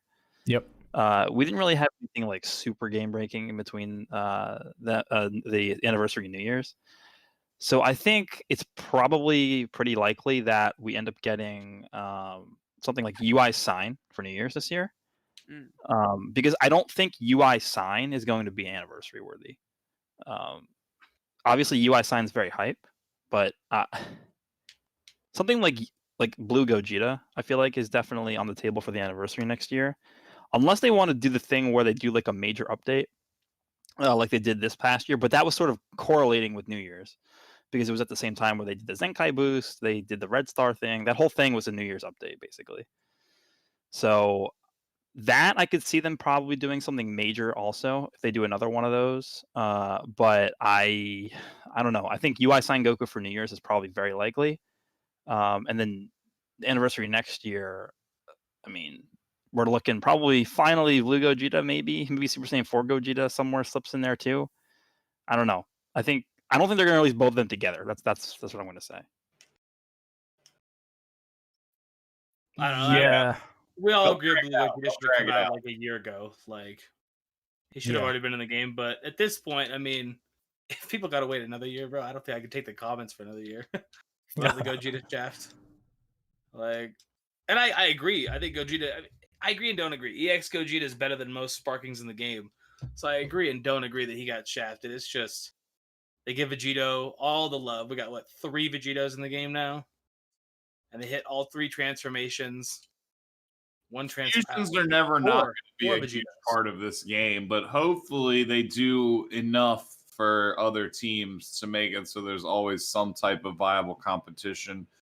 Like, I understand anniversary units being like the hypest units in the game, which are always going to be like, you know, the ones that you would typically expect, but hopefully, again, they give some other options to some other teams as well.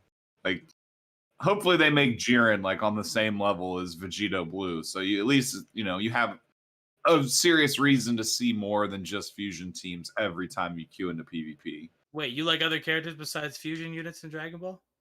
Yeah, please. Like everybody only likes fusion characters. When you ask people's favorite, it's Gogeta. I just need some team Kefla. diversity, so it's not always the same Yeah. nonsense when you queue in. You know. Something Yeah. else I just want to say too is at this point we're pretty much through with all of the arcs in the main storylines because we have Z, Super, and GT. Now Super, we still obviously have the TOP left. That's like the only major arc we have left, and like the very end of GT, because the only character we're missing from GT that's like super hype at this point is the Super Saiyan 4 Gogeta. We already have Omega, right? I mean, What about Ice, bro? sorry, I forgot about a Blue Boy. Yeah, or Ice whatever. and Nova, bro. Come on. Yep. Yeah, he's blue, dude. You know it. That would be a good combo support assist unit. I hope. Yeah, what if they did like a Legends Road for them and they were like a dual unit? That would be cool. But what I'm saying is, now that we're done with pretty much all the main arcs, like they're probably just going to go back through them and do like, you know, transforming versions of all the characters and like different versions of them and stuff like that. So I mean, get ready for like, I don't know, like transforming Rose, all those guys to come out. So Yeah, that's going to be the next. Dragon Ball. I want I Dragon don't Ball. think that'll be anniversary. I think it'll just be some random other holiday or point in time where the game just starts to take a wild turn and they start releasing like more of those units with more frequency, like Super Vegito, like transforming Super Vegito. Yeah, like he just came out of the blue. But if we start seeing that stuff like more frequently, then I think that things are going to start to either pick up and speed up, or they'll just, I don't know. Things will be definitely different. Wait, how long do you guys think we got until like a unit rivals Vegito Blue? I mean, if you 6 months, yeah. if you're using Buhan right now, he already rivals. Wait. Well, When I mean, like it like busted His busted, kit. not like Namegoku Yeah. came out last year, he was comparable to Super Vegito, wasn't he? Yeah, but that was just because his mechanic was broken. That wasn't because him as a unit was better or broken. I don't think Yeah, we're going to see that again. You don't think so? They realized because they had to change the whole battle system because of him. Wait, who are we talking about right now? Goku. Because Zappa he Goku. came out before tackles were even in the game, right? Or no, maybe he didn't. No, he did. Because that was what people were saying in my comment section a bunch whenever I was talking about Namagoku, and they were like, "Bro, if tackles go away, Namagoku's gonna rise up." Yeah, tackles came with the anniversary last year. I mean, but they still have to change it because they changed the back floating thing. Because the back floating thing, people would just sit in the back and just back float, and they wouldn't lose like anything. Yeah, and that was strictly related to him. I just don't know. I mean, Super Vegito and Vegito Blue are two very different scales. Like Super Vegito is still pretty good, arguably, but it's just the amount of difference in the anniversary. That's because we talked about they're competing with Zenkais, so you had to make these units better. Like they just had to be. There's no reason Right. to sell them for a unit, you know. My thing with Vegito Blue is not so much that he's broken, because obviously he's broken. The anniversary unit is going to be broken. Same thing with Super Vegito last year. Yeah, it's gonna happen. But the thing that makes me annoyed with Vegito Blue is the fact that he's just not fun to play again. Yeah. Like the combos go on for like 30 seconds. Like he can be busted, but just make it so that like it doesn't feel like you're like, I don't even like you're in an endless loop whenever he attacks you. It's just so like it's so frustrating. The whole draw 2 red cards every time he uses a red card is possibly one of the most annoying things they've ever come up with. Yeah, I mean, again, I'm fine with his power level. Just the way that his kit actually works is just annoying. Yeah, That's looking my at his issue. stats, he's not better than most other units. Even like 7-star Vegito Blue, he's not. I mean, you would think an LF would have just better stats in general, but my EX Broly has like pretty similar stats to him, honestly. Obviously, he's a little bit higher, but Vegito Blue is. But you know, he's not absurdly busted. It really is drawing those strikes. I think they tried to even it out, giving us Zamasu that balances him, quote unquote, and then he balances Zamasu, quote unquote. But then all you see is those two units because they balance each other. My Like- criticism to the team, if anybody's watching this video, is you have to consider like how fun it feels to play against the character, not just how good they 100%, are. yeah. Yeah. That's why Kefla was an issue, because it was just like, bro, I want out of this. Like, and then she could faint you at the end of it. And it's like, dog, I just spent 30 seconds watching you attack me, and then I got fainted. Like, so yeah, no, that was the problem. Like, and then they were just like, well, we could just give him extra strike cards while he's using strike cards. I don't know. It's all right. I mean, I'm not gonna sit here and tell you he's not fun to use. Like, he's fun to use, but oh my god, he's terrible to play against. It's just annoying. I think Right. yesterday on stream, we were saying like, how can you power creep Vegito Blue? He already gets like strike cards when you use strike cards, and then he gets key back when you use those strike cards. And I'm like, the only thing they could do is just you get key back, you draw more strike cards, and you destroy your opponent's hand every time you use a strike card. Like, I think that's the only way that you could power creep the guy, because he's just that 'cause strong. It's like, it's crazy for a game like this. They're gonna make some kind of new mechanic eventually that's just gonna overwrite all this stuff. But it's just like, I can't even fathom what it would. I would have never thought we would get a unit that was as strong as Vegito Blue that would draw cards when he used a card. It's just I going to would've- be I a would've card never that thought says that. like it's going to be a character that's got a passive that says if you land 5 red cards, you automatically win the game. Well, no, what they could do is they could just make units that are like very, very powerful offensively, and then also like support. That's what they I mean, could do. yeah, that's true. I mean, I agree with that. I don't know. I mean, Rayuden's always right whenever he says like they just go back and forth. So I'm imagining we'll get some dumb bulky unit and then supports like Regen or something. We're gonna get some stupid green unit. Like the next LF's gonna be like, I don't know, like green Kid Blue. Dragon Ball Z Broly, and he's gonna like reduce damage taken from blue units by like 95% or something. And everybody's gonna summon because Vegito Blue is gonna be like the main unit people are wanting to beat. So I mean, at the same time, they kind of have to do that. Like, I mean, like picture It's like- fighters. It's big. It's payback for that crappy summon animation. Comes back with a Dude, bad- people are so mad about that. And it's like, well, they gotta pick one first because they couldn't give us 2 animations with Gogeta and Vegito, and one of them mean less than the other. They couldn't do that and be like, well, this one's a good LF, like a new one you don't have. This one's an LF you do have. So I you'd be like, don't oh, it's agree with Gogeta, bro. you, but a simple solution to that would have been they could have just made it like corrupted merge Zamasu that came out instead of Broly. Like why is it Broly? It could have been Zamasu for the animation. because I agree. Broly's more hype than Zamasu. Yeah, it's true, but Zamasu's literally on the banner, so it would have been kind of cool to. It also would have been a little bit Fine, weird that if they. It would have been a little bit weird if they released like the corrupted version of him in the animation when he's not even in the game yet. That'd be weird, but I like it though. That was those versions of Trunks and stuff. Like we saw that That was bad. that character model for it's not as bad, but Not like a He main did enemy, I guess. Dragon Fist Goku, I guess, right? In the animation. What, dude? No, that first hey yo, Red that's Goku, Super that Saiyan. Zenkai, he has Dragon Fist, bro. Oh Have you yeah, ever used it? the He the has iconic Dragon Dragon Fist, dog. I remember when I played the game and I used that and I was like, that's not Dragon Fist. I was like, what? I was Dragon hyped Fist? with that guy, dude. I was like, yo, rank 20? I get this Goku for free? And I hopped into PvP and I was like, that's not what? That's not Dragon He Fist. put dragon in quotes. It's a Dragon Fist. It's like a little punch combo into a Kamehameha. And I'm like, what about that is a Dragon Fist? There's no part of that it's Dragon You Fist. just have to imagine the dragon and then you have the fist. You're good to go. Yeah. I don't know, man. Well, what I else mean- serious topics you guys have or like? Well, no, just to piggyback off that, what they could Yeah. have done is put both Gogeta Blue and Vegeta Blue in there, and it would have just been RNG what you got. Like one didn't Yeah, have I mean, to that- mean that's something, you True. know. And so it would have just been Vegeta one- hype. It's like, Vegeta one oh, could have been the new stuff, and the Gogeta could have just been like a terrible old one.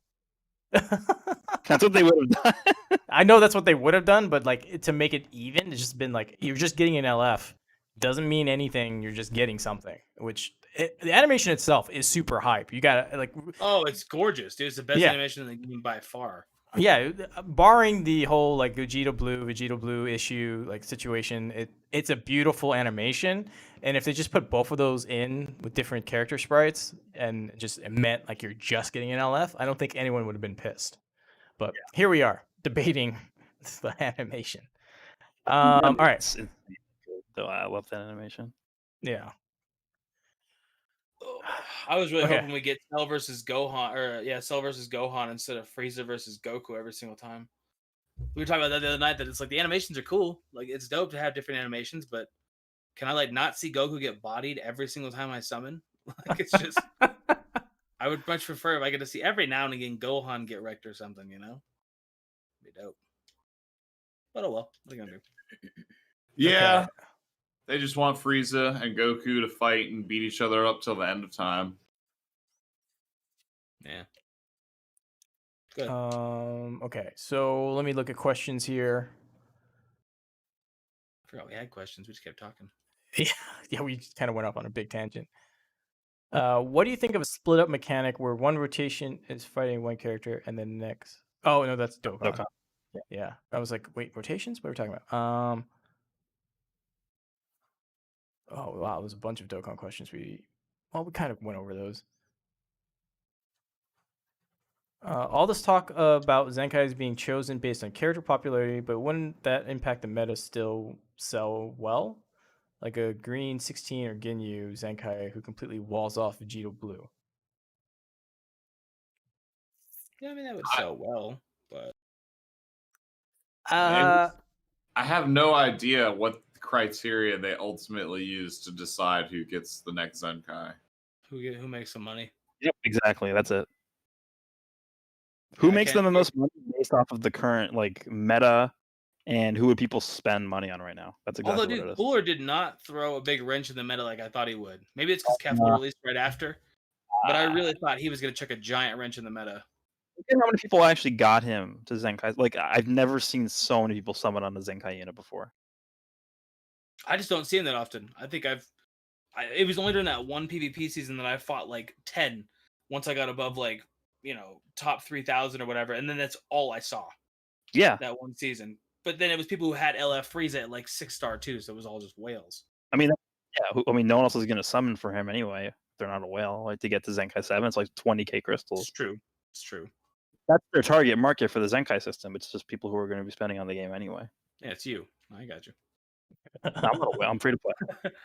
Oh, okay. Gresh the free to play God player. damn, man. Yeah, 260k just chilling. I feel you. Yeah. Yeah. Just yeah. Okay, so like what sells well, right? Like hype, there's hype behind units, but there's also hype behind game mechanics. But I feel like hype behind units always sell better than hype behind game mechanics, right? So even if they gave us like a Zenkai 16 who can like reduce damage done taken by blue units by 95%, mechanically he would do really well, right? And he would be the counter to Vegeta Blue, for example. But I don't think he would sell as well as if we have a green Broly, don't we? DBZ Broly. Yeah. We just make him a defensive type, and if you gave him a Zenkai to make him a defensive type, he would sell more than a Zenkai 16 who is a direct counter to Vegito Blue. You know what I mean? So, yeah. And As much movies back too. So yeah. Well, the most bizarre thing to me is like I don't know why they haven't brought back the Zenkai Boo banner. People would summon on that like a lot. Yeah, this is green right now. He's like the most offensive unit in the game. Yeah, that would have made sense to bring it back, but you know. They had plenty of other filler banners they wanted us to have instead. Yeah, instead they released the Lineage of Evil banner. Nice. It's a good banner. There's like two other ones too that are just like, what the hell? That's the first banner ever where I don't even do my dailies because I don't need anything. See, I was there until I realized I only have a 6 red 6 chilled. And I was like, I need that 7 chilled. So Wow. Free to play, right? Yeah, absolutely free to play. Gotta be. That mod mo in the chat. Yeah, we do take some questions from the chat. It's just sometimes the chat goes by so fast we miss it. But we do take some questions there, by the way. But we'll do a couple Twitter ones and we'll see what's in the chat and go from there. The dungeon mode mentioned in the videos and stuff, do you think they will give out a free-to-play character in that mode, like the ones in the World Tournament in Dokkan? Also, do you think that a World Tournament PvP can be applied in Legends? Yeah, that'd be... I don't know how I feel. That's kind of what we have, isn't it? I mean, it's the PvP right now is already kind of like World Tournament, where you're just competing for score to hit the top placement by the time the time period ends, at least in that sense. But I don't know how they would do like a fighting against your ghost. Like they even mentioned that as a possible option for guild versus guild, like ghost battles, which I guess would just be fighting the AI with like preset teams determined by other human players, which just sounds kind of lame to me. But the dungeon mode I am excited about, and I'm wondering why they didn't like lead the anniversary with like stuff like that. Why is that? How long ago was that? Like 3 months ago? That was on the last like video and stuff. That was in April. That was like 2-3 months ago. Stuff. Was that Yellow Vegito and Broly and Chile? Was that Yeah, one? but how long was that? 2 months ago? 3 months ago? It's getting close to that. Like 3 months. I mean, okay, here's the thing. I was really excited for that, but I mean, 3 months have passed and we have zero information or zero updates, zero news. For me, like I probably think we're probably getting that during the anniversary, but it's weird to me that they announced it so long ago and we haven't gotten a single like update on it at all. It's kind of taking the hype away from me, to be honest. Yeah, like when you drop something too soon and then it's not ready yet, and then people kind of forget about it, and that's where I was at until we just had this podcast. I'd forgotten they were even talking about revamping the guild system. I mean, I'm all for information and like keeping people engaged and community engagement and stuff like that. But if you're going to tell us like about this update like 3 months in advance, like at least like every like once a month, just give us like an update following it up. Be like, hey guys, just letting you know this is still in the works. We're trying stuff out. We're testing things. We want to make sure we have this exactly right. And then maybe throw in like a question or two survey and be like, let us know what kind of mechanics you'd want, and then give us like 5 options. And that's it. That's all you have to do. That would be the ideal communication for how to implement and keep people hyped for stuff like that. But they just kind of mention stuff once and then they kind of forget about it for a while. And then we forget about it. Yeah, never forgets, dude. He never does. Yamcha. We will say it every podcast. Yeah, we will. We will. Oh, I thought you said I gotcha. You said Yamcha. Yeah, I forget. I think the biggest thing with to go back to the question, the guild updates, like the biggest issue is it's been 3 months and now it's out of sight, out of mind. Like there's no communication regarding it whatsoever, so everyone just doesn't know. And yeah, I have hope that next week they'll drop it with Super Saiyan God Shallot, but there's also a chance they won't, and yeah, there we go. So I don't know. It's just like there's something about trying to hype something up, but if it's not ready, let us know like it's not ready. I mean, it's shitty, but well, that's the way it is. Like what was that movie? The Godzilla movie that recently came out. It was like the trailer came out a year in advance, and Yeah, that's I remember that.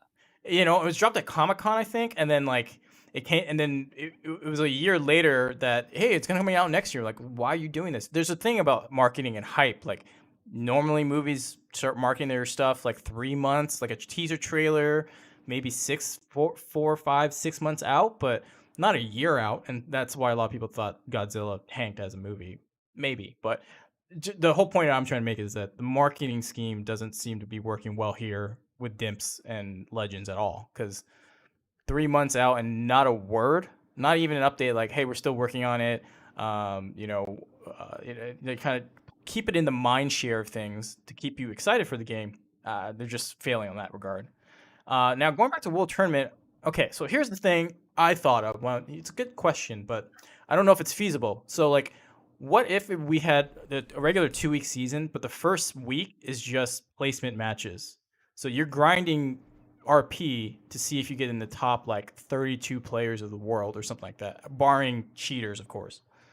And then the next week we actually do like a bracket style tournament. Problem is like I would prefer it to be like live 1v1, and they could use that as a marketing thing to like showcase like the high end PvP and players and stuff. But putting players across the world, trying to connect them, it's just not a good idea. Japan trying to connect all the way over here, there's gonna be some lag. So I don't know. I thought it was a good idea, got the juices flowing, and then I realized, yeah, that just wouldn't go very well. That's where like the guild and ghost player system might be beneficial, but then it's like you're still not getting that super satisfaction because you're playing against the AI. Yeah, that's the thing. It's like I want to see top 16, 32 players play together. But that could be more like the Vegas thing, right? You do a month of placement matches, see who can get the highest or in the regions, and then put them all together for like a actual world tournament. Kind of like how Dota has the international, same concept. But I don't think the game's that big to do that kind of thing. So. I mean, I agree with everything you said. Like I said, I feel like we already kind of do a World Tournament-esque thing, but you could change it up and you could do differences with it. I don't think that's what the game is lacking, though. Like, obviously, we know the stability and all that kind of stuff and connectivity and yada, yada, yada. But I don't think we need, like, a new game mode in PvP unless it's going to be, like, something totally different, not just who's top 32 in the world, Like, you mean like Ultimate Battle? Yeah. Like, if you had all your units at, like, 14 stars, something like that, that'd be, like, super dope, dude. Ultimate Battle mode that they do every other PvP season? Yeah, like supporting the content they've already come up with but doesn't come out reliably. Yeah. They literally said That'd be dope. they're gonna do this every other season, and then the day it ended, they were like, oh, never mind. I don't know, man. Legends does stuff weird. It really, to me, again, we are not marketing executives. We're not at all. We shouldn't give you guys any kind of advice. Don't listen to us when we say spend your money on this and that. We're not any kind of special thing like that. It's not hard. You just give people better rewards. You give us a stable connection. We like Dragon Ball. That's it. Look, I don't know, man. Other games do it. And Legends seems to have this issue, and it's a much more intense PvP match. I'll give it that. So I can understand a little bit of lag here and there, but it's like every single match that I play is laggy. Me and Nolar do matches together and it crashes. Oh, and stuff like that. And it's just like, that's where it's like, bro, I know both of us are paying over $100 a month for our internet. And it's like, we're in the same country. We're in the same time zone. And we have issues.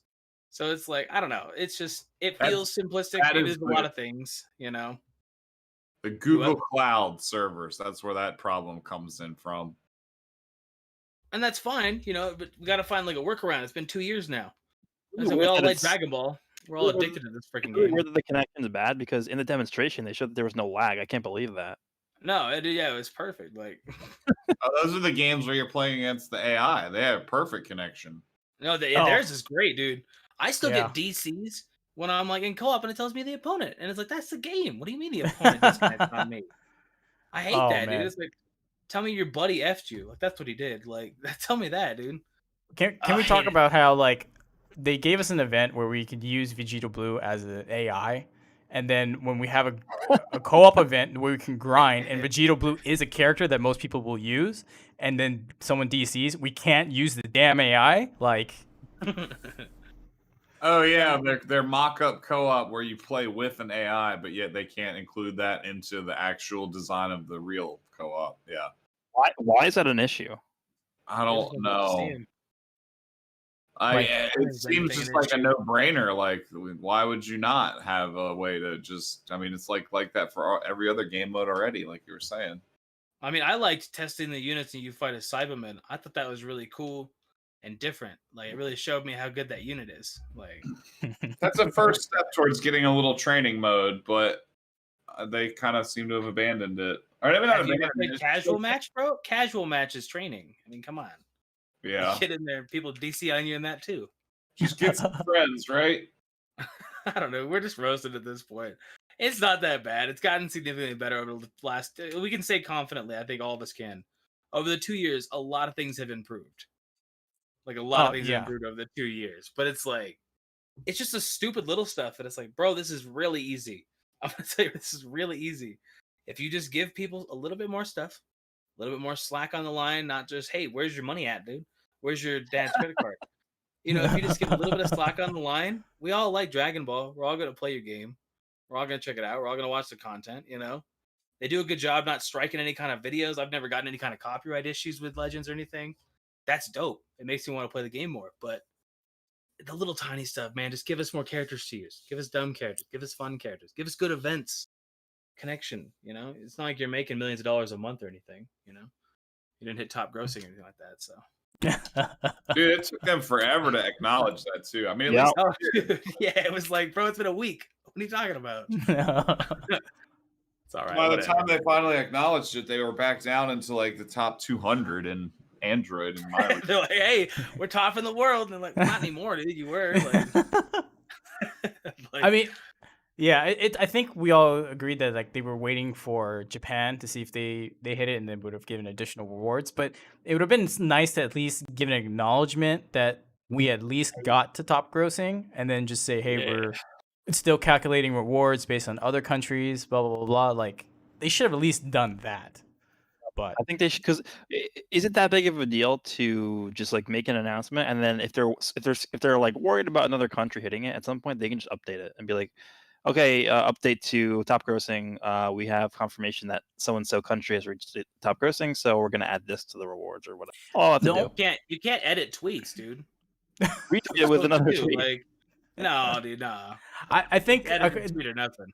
it's the only argument you can say to only having one push instead of multiple pushes is the fact that you're gonna have some glitches and some crashes of potentially people not getting that second batch, or some people getting that second one, and other people not getting it or getting it.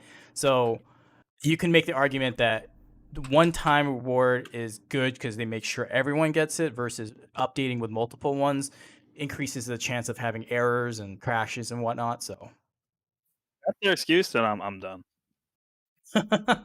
well, you're not wrong, but Wait, did you Yeah. say you're done or you're done? I'm You cut out again. done. Done. DONE. like, I was gonna say, damn, dude, no largest roast you right after that. I mean, you ain't wrong. I was like, damn. Not a valid excuse to delay by a week. No, I agree with that, but no, it's not. But you can make an argument. I'm not saying it's a good one, but you can make an argument. Hydros makes a good point. Like, why isn't there a battle again? If I'm grinding with someone, why aren't we just loading up again instead of have to go out and re-invite and have him load back in? They need Oh, some they'll have quality, that but- feature in like 7 months from now. I never knew Yeah. I wanted the Jump Force rematch button as much as I do now. Yeah, like, Dragon Ball Fighters has a perfectly copyable matchmaking and queue system and rematch system that they could totally bite from, but they're just taking their time. They just implemented it for PvE, where you can rematch and then rematch with the same party and whatnot, but we haven't seen any type of multiplayer integration of that yet. They got to make sure you want it, dude. Like, Yeah, they'll be, like I said, like 6 months from now, they'll be like, after plenty of positive feedback from the rematch system from PvE, we've decided to implement it in co-op now. Finally, be like, thanks, I appreciate. they won't say now. Finally, they'll act like they're giving you like sliced bread for the first time.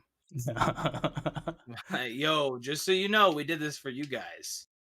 Yeah. Hopefully you enjoyed it. It's like, well, it should already be a feature, bro. Like, that takes you the longest time. Like, when you're playing co-op with somebody who's like Zenkai 6 or something, you body that guy in like 30 seconds. It takes longer to go out of the match, wait for it to load, go back into another match, find a person.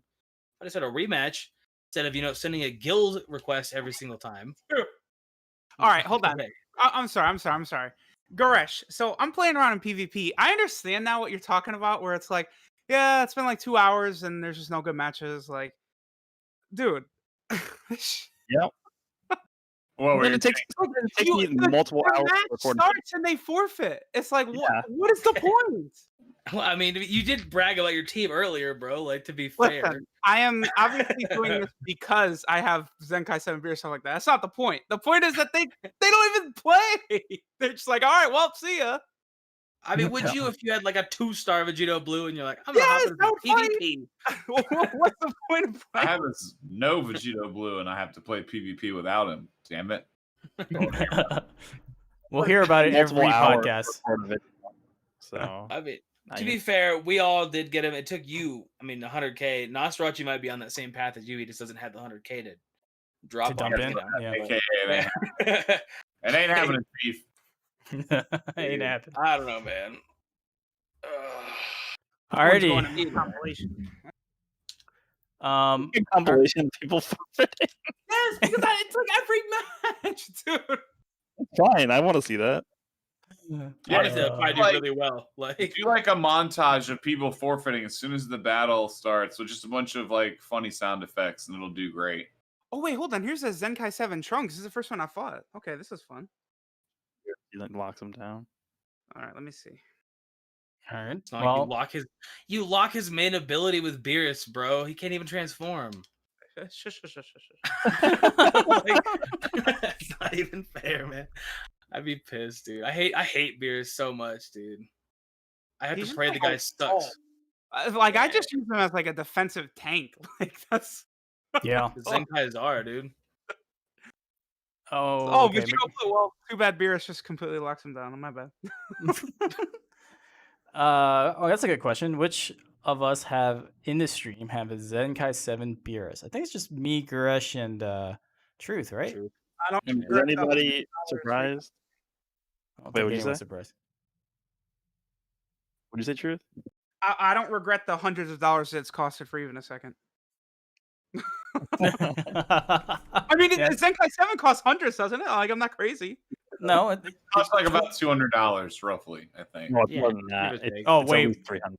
Well, if Yeah. if you can snag sales during a good time and you're not blowing them on banners, you can get it for like 150 to $200 with the sale stones and stuff. But if you're just raw buying non-sale packs, yeah, it probably costs way more. Well, it's what, 2K for $40, $41? 2K CC? On like Yeah, normal sometimes that- non-sales. Okay, Yeah. so Times that then by like 11, give or take. So you're spending like $440 roughly. yeah, 400, maybe close to 500 if you're that shafted. So that's what a Slice that in Zenkai. half, you might get out for $250 if you got all the sales, like the best sales. Yeah, if you've been saving up with sales, like right now I'm buying sales. I don't need to go in on any banners, but I'm just kind of like waiting for the next Stocking up. Zenkai to drop. Yeah. Yeah, I'm so, topped off on crystals. yeah, so. Must Yeah. be nice. Well, it's because so my rule is that whenever they release a free Zenkai, I do a paid. So I'm waiting for whatever the next one is. And, Ooh, and I did Has to a be poll. one coming. There's no way there's not. No. So I did a poll, and the options were Gohan, Broly, or Mystery, and the Mystery was the next one, whoever it is. So people pick that one. Listen, the times I've gotten demolished have been when I've fought Regen. Like 21, Boo, and Baby and stuff like that. That's when I've gotten destroyed. Have you Was fought Zenkai Boo yet? Is that Zenkai 7 Boo? No, I've only fought Zenkai 1, Boo. Come on, Yeah. get You're in for a prepared rude because awakening. Yeah. Oh yeah, dude, Yeah. 7 sucks. Like you want to talk about a wall. Like Beerus is a good wall, but Boo is literally like indestructible at that point without a purple. like literally, if he guesses your rush, you might as well just forfeit because he Yeah. heals back the entire. Yeah, even Zenkai 1 Boo was able to do that. Like just heal everything completely. I was like, oh, okay, cool. And then Zenkai 7 Boo locks all your strike cards, and then he does he actually does a lot of damage too. Oh well, yeah.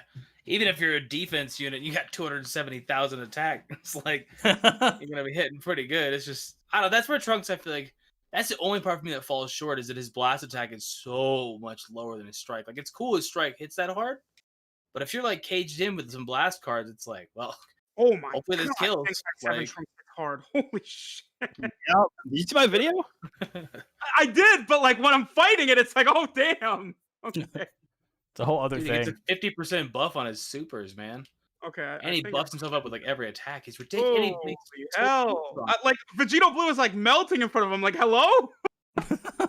I won, but damn, that was scary. Dude. That's the thing. Vegito Blue does not really have too much defensive power. Like he can be killed easily. It's just if you make any type of mistake against him, you're losing a character for the most part. Like unless you have a cover change that he doesn't have a blue card or a ultimate technique he's ready to throw out, like you're gonna lose somebody.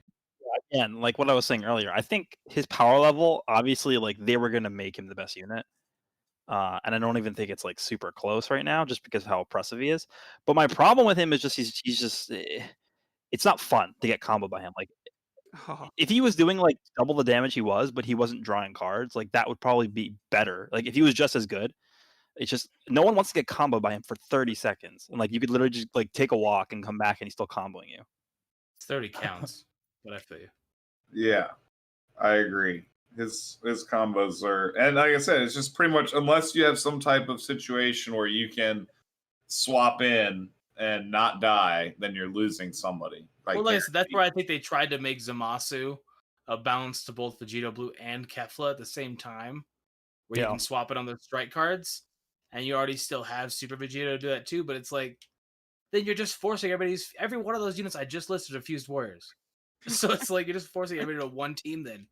Am I a dick? Because sometimes like the match ends and I like sending the Ginyu Force rock, paper, scissors one. I love the peace sign. The rock, throw them the rock and throw the peace sign.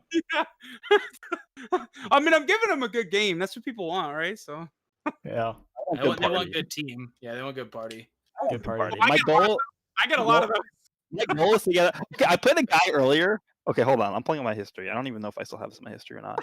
Yeah, I get a lot of those. I played a guy earlier who had a red 3 Vegito and like a 14-star like Zenkai 7 Beerus, and I beat him, and he sent me a good party. Okay, let's calm down. Yeah, it's a pot calling the kettle black there a little bit, huh? Honestly, no. My goal is to get 1,000 good parties. Oh, I usually only send good party when the match connection is questionable. Like if I like, I swear. It doesn't even mean good party. It just means I hate you. Like you. Yeah, flag stuff. Get out of my face. Wait, how many good parties do you have?